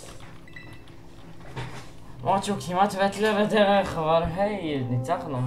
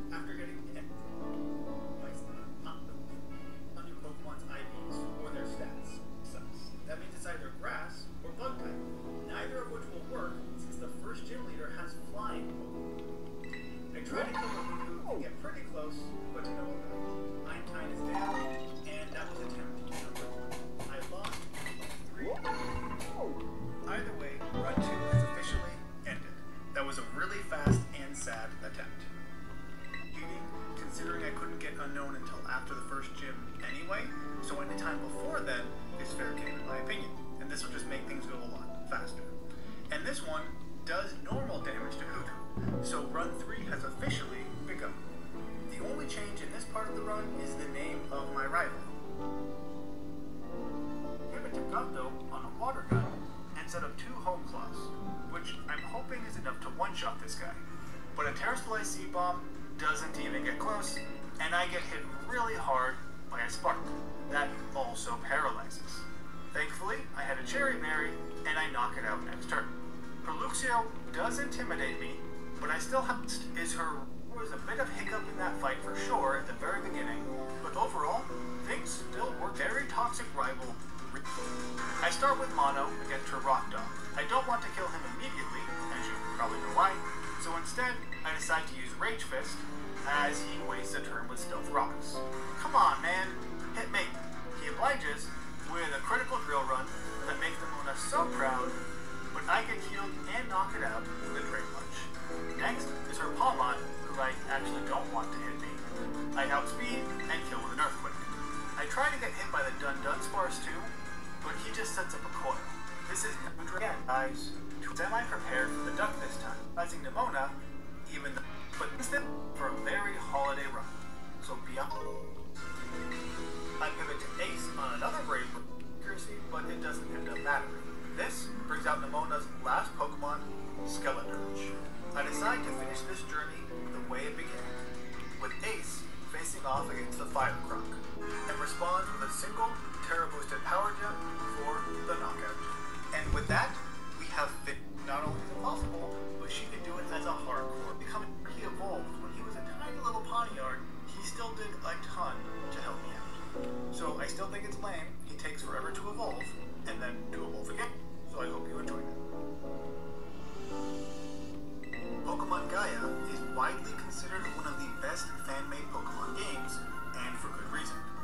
Have the TM, meaning they're reusable here. That's nice. Now that I have access to Cut, I find the very obvious second entrant. Unfortunately, Earthquake gets a low roll or 2, and Adron survives 2 of them only to heal.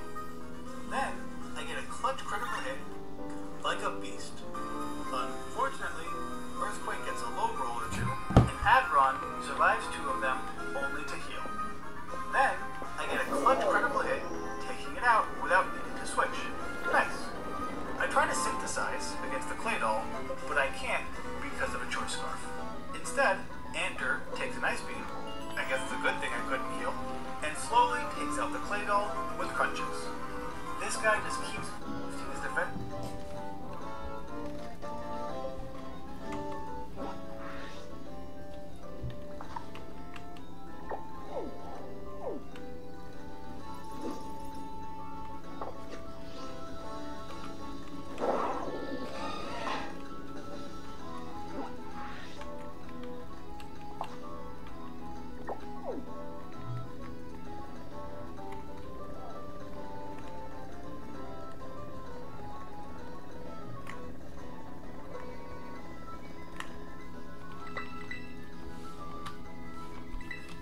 אומייגאד, עכשיו מחכה לי קרב עם נמונה, ואז המסיבת מכון הכי מעצבנת מחודקת ever. נראה לי אחרי קרב עם נמונה אני אעשה אוף סקרין את הזה. גם יש לי טיפה שיעורים דברים של לימודים לעשות.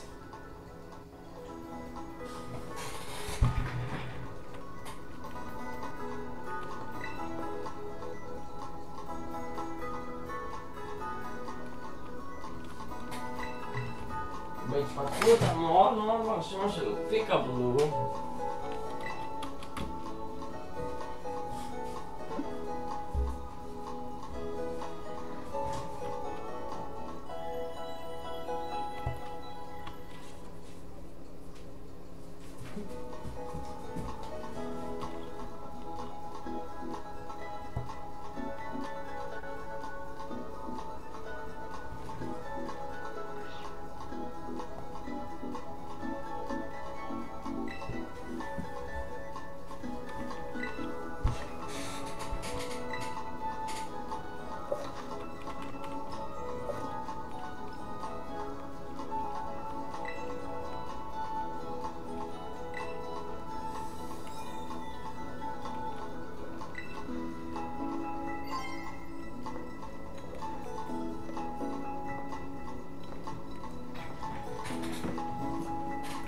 ובכן, זה זמן, אני חושב שזה זמן מאוד טוב להיכנס לעניינים וככה וככה.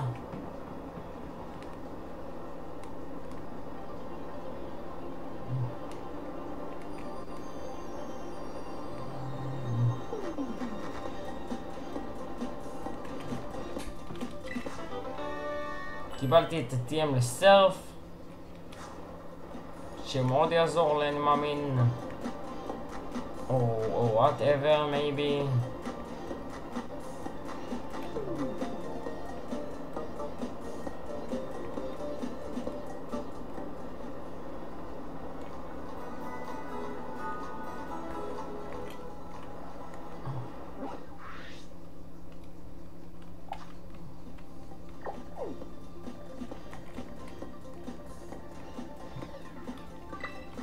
ואז מצאתי בנורף, ואז הבנתי שיש לי אינקאונטר באיסט פרובינס, אריה 3.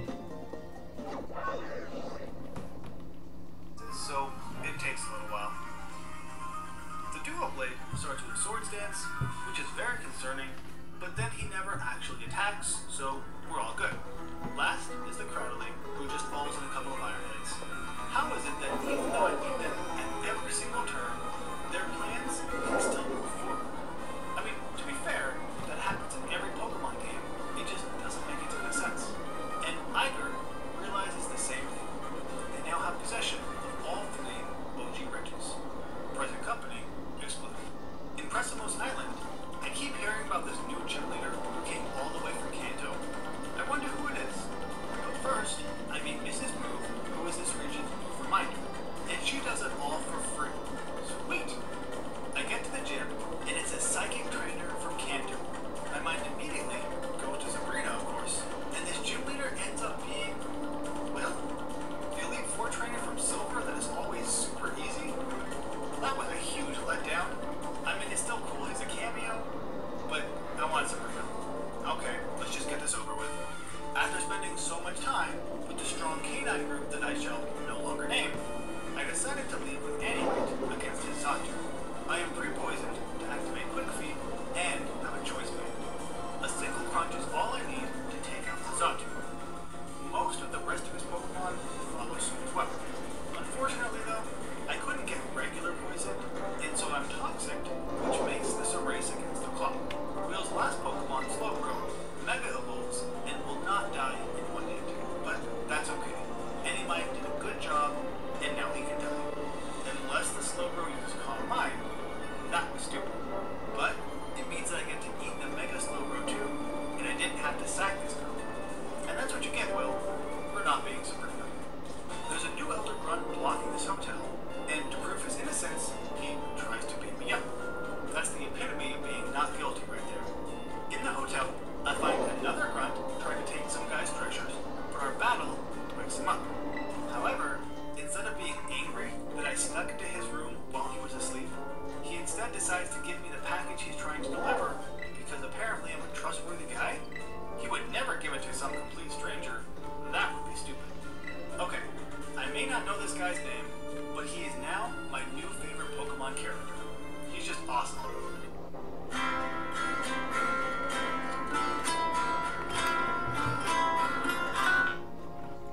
Lorelei is one of the most... I take out the chain in two surfs. Against Lee, I pivot to Luke on a break, take a Mega Kick, and respond with a...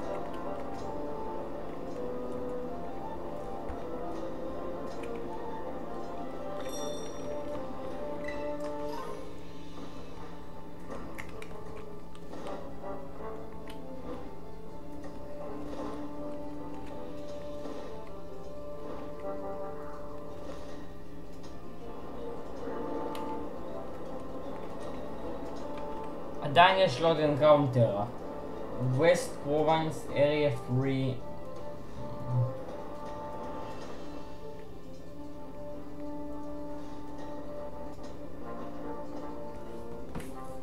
והתבסס על כמות האנקאונטרים שלי, יש לי 8, 5, 7, 8! גם באריה 2 לא לחדתי. כי התבלבלתי בין ווסט לאיסט. לא משנה. זה האיסט. יש פה עוד אלקטרונטה אחת. יש...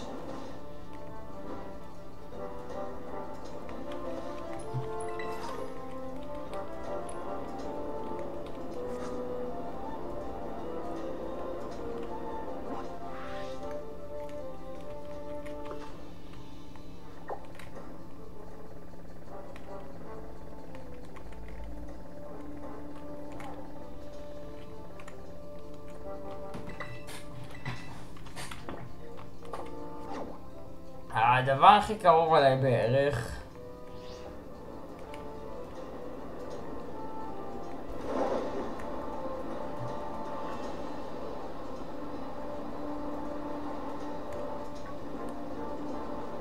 הוא גראס טייפ טרה ריד שאני מקווה מאוד יש לי אקססיבול בשבילו.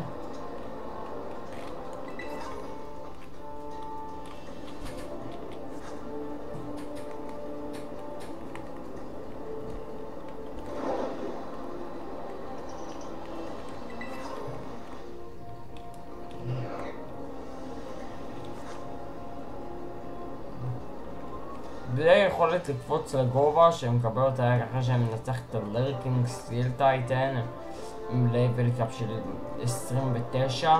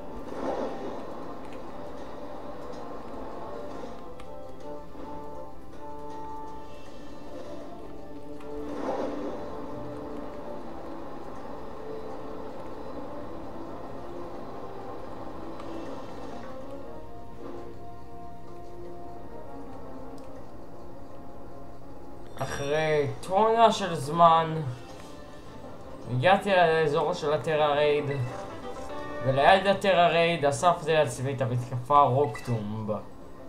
הטרה רייד עצמו היה גראס טייפ טרה רייד על הפוקימון סלנדט. עכשיו הבעיה בסלנדט שהוא מתפתח או כזכר או כנקבה. גראס זה אחלה טרה טייפ כי מתקפות אחד מהקומון ויקנסס שלו כמו מים ואדמה נבלקים חוטפים על זה בלוק.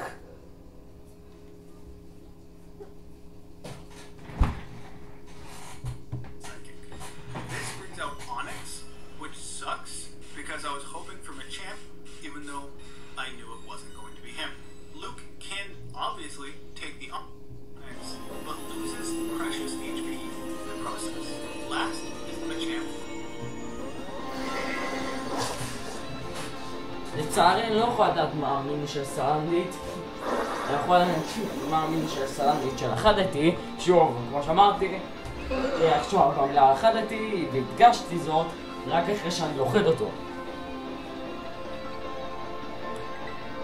נוסף על הכל, סלנדית בכלל לא מתפתח בזמן הקרוב וגם כנקבה רק ברמה 33 שזה ממש על הלבל קאפ לארטיקס. ועד לארטיקס נשאר לנו כמה קרבות חשובים כמו איונו מן הסתם ואחר כך גם בטורניר האורפורם וקופו. כל זה לפני שעה שגם נוכל שתעשו בקרב. למזלי פיקו היה מאוד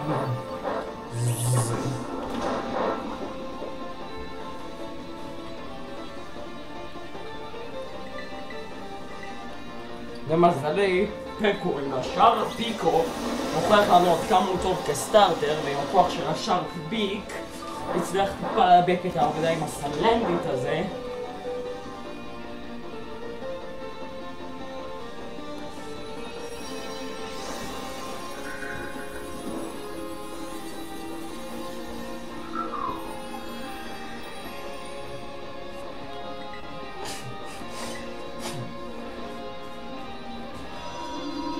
ואז לקחתי את הפוקבול שלי, הערתי אותו בניצוצות, בניצוצות של המערה, הבאים אליו באריה זירו. והגרייט בול שלי הפך לסופר צ'ארג' טרה בול, העיר בחוזקה, והכניס בפורמליות יתר את סלנדית על הפוקבול.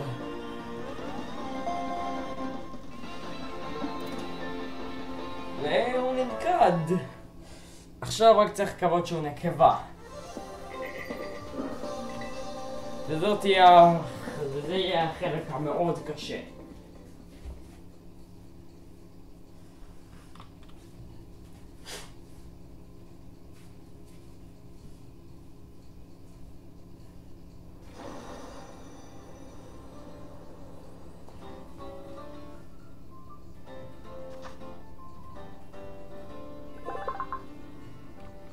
אז לחצתי על ה-yes, להביא לו ניקניים.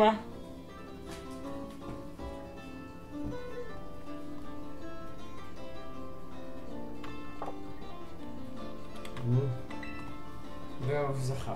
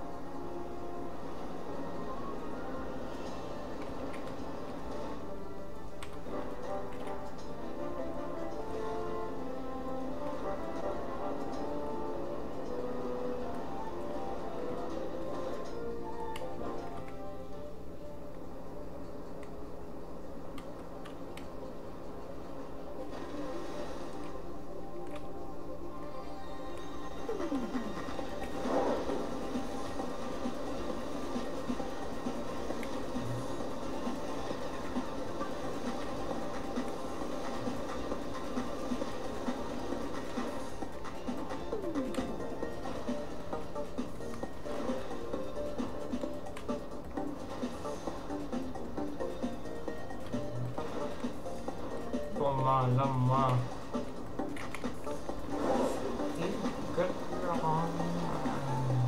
Two. Ay.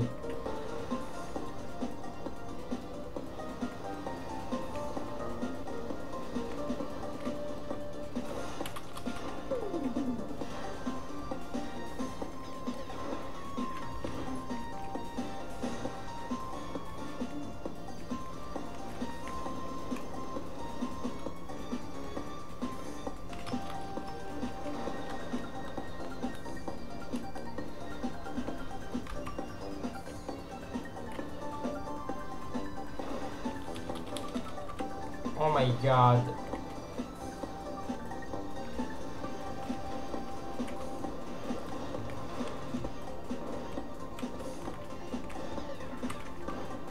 הצילו. למה מריידון? וריידון, תקשיב רגע, תעשה לי אוביי.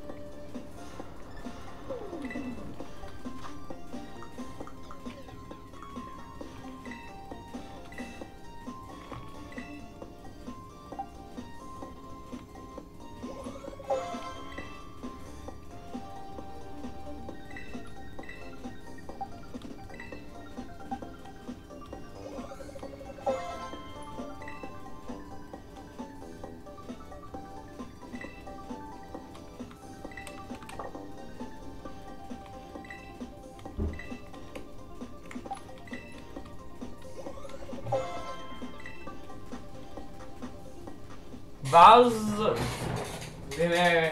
בחלק לא צפוי, במיוחד נטשה התפתחה.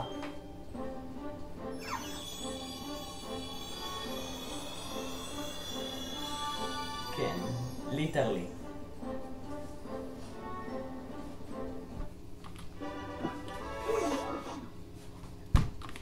עם ההתפתחות שלה לרובו בג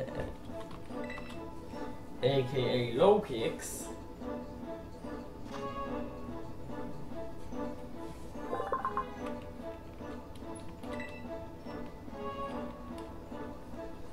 הבולק וגם ככה הפאוור שלה עלה משמעותית.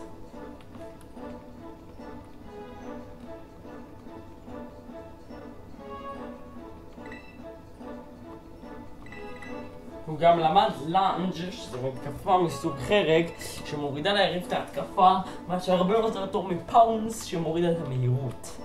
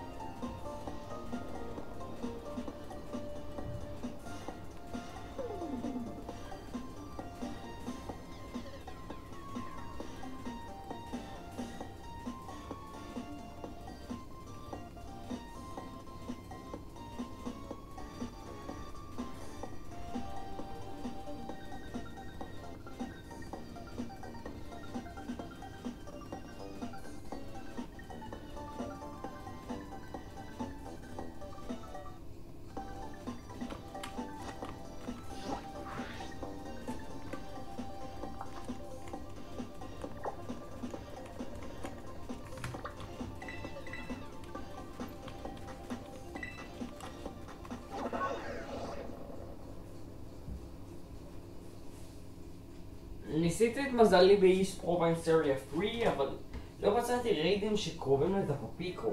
אז כרגע נאלצתי להישאר עם 6 הפוקימונים שנשארו לי בצוות. בלי חברי צוות חדשים.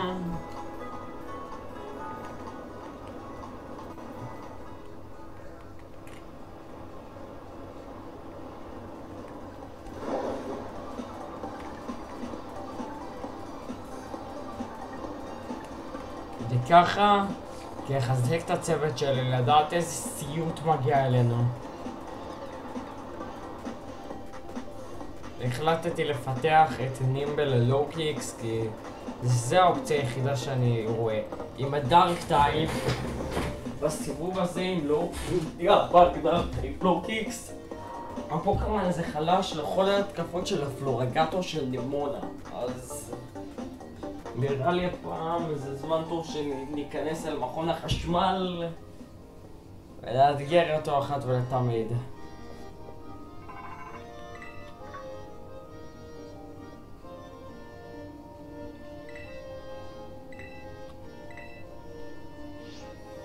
ואז נעמוד הבא להגיד שלום. אבל מסתבר שנמונה רוצה להילחם בנו, אבל היא תמיד כלילה, אז זה לא קרב קשה.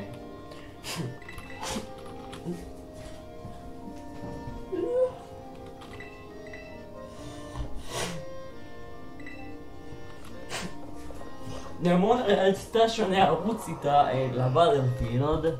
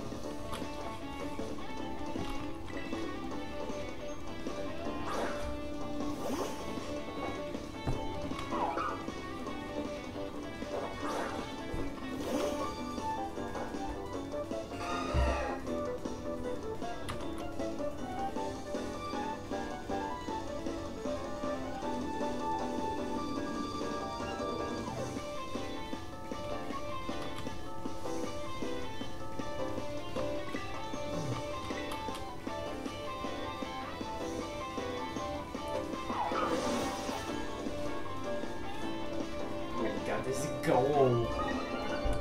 אז איך אני אסביר את הקרב הזה? הרוק רב שלה השתמש בהאול, ואז מיד הרגתי אותו בסופר אפקטיב אפמטייל.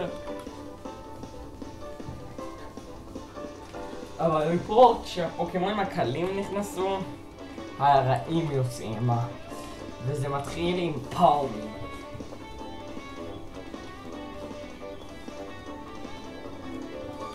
וזה מתחיל כבר בפוקימון השני שלה, פאומי.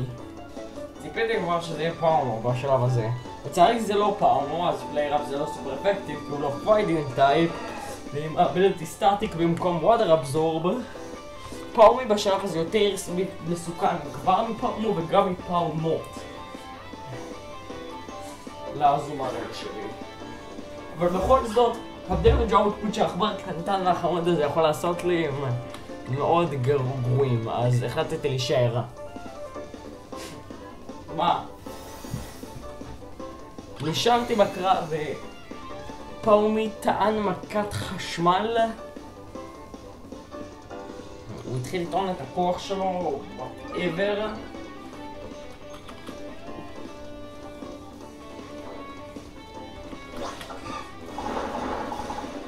בפלייראפ הרג אותו במכה. אומייגאד.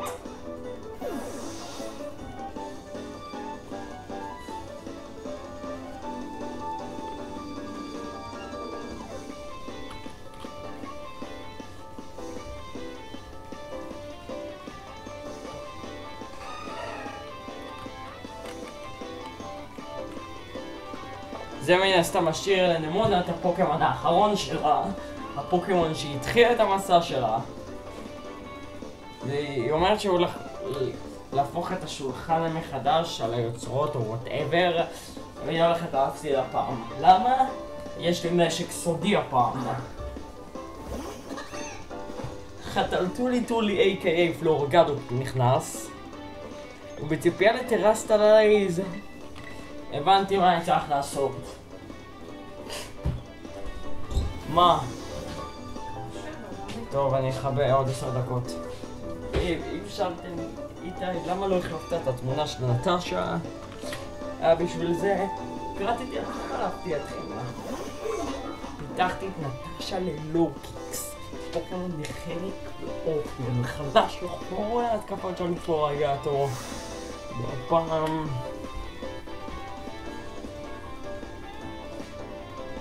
הפעם בשביל לנצח את נמנון אני אפילו לא צריך טרסטלייז. מה שנמנון עשתה באופן מאוד יוזלס.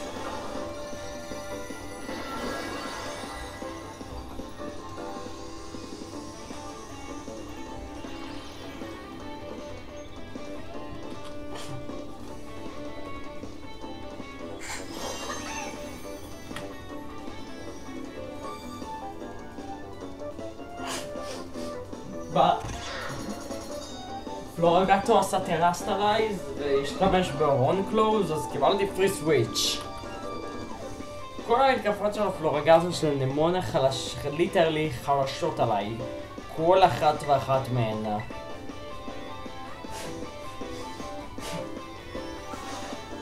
חוץ מפריוריטי קוויק אטאק, שגם הוא לא עשה הרבה דמג', אז הוא יצא לפגוע במסתב סופר אפקטיב לנג' שדפק לו immediate one shot. אוקיי, על זה אני מדבר.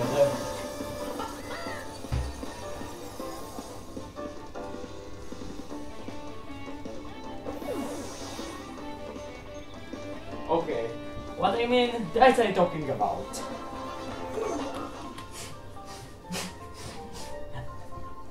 Lokix is a beast. Proceeds to decimate lands, and this shows you why. And he outspeeds that move. Will fight in with monsters. Who avoids a Hydro Pump, gets Dragon Rage, but finishes off the run with one last Thunderbolt. And with that, I taught the Grinch the true meaning of Christmas. I'm gonna just knock the first one out with acid and penalize the second one. Okay, good.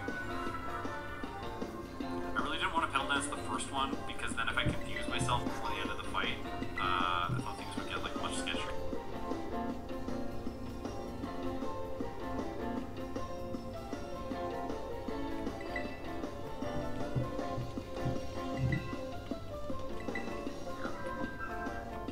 I don't know. Bite is fine. Like, it's kind of a weird move. It's situationally useful against PC and hero the game with like Santa Tech interactions, like I mentioned earlier, but it's not that good. Oh gosh, it's gonna be a reset, isn't it? Oh, that's the game will. 3 דקות אימא. Come on. Yes! Yes! Oddish, you little champ.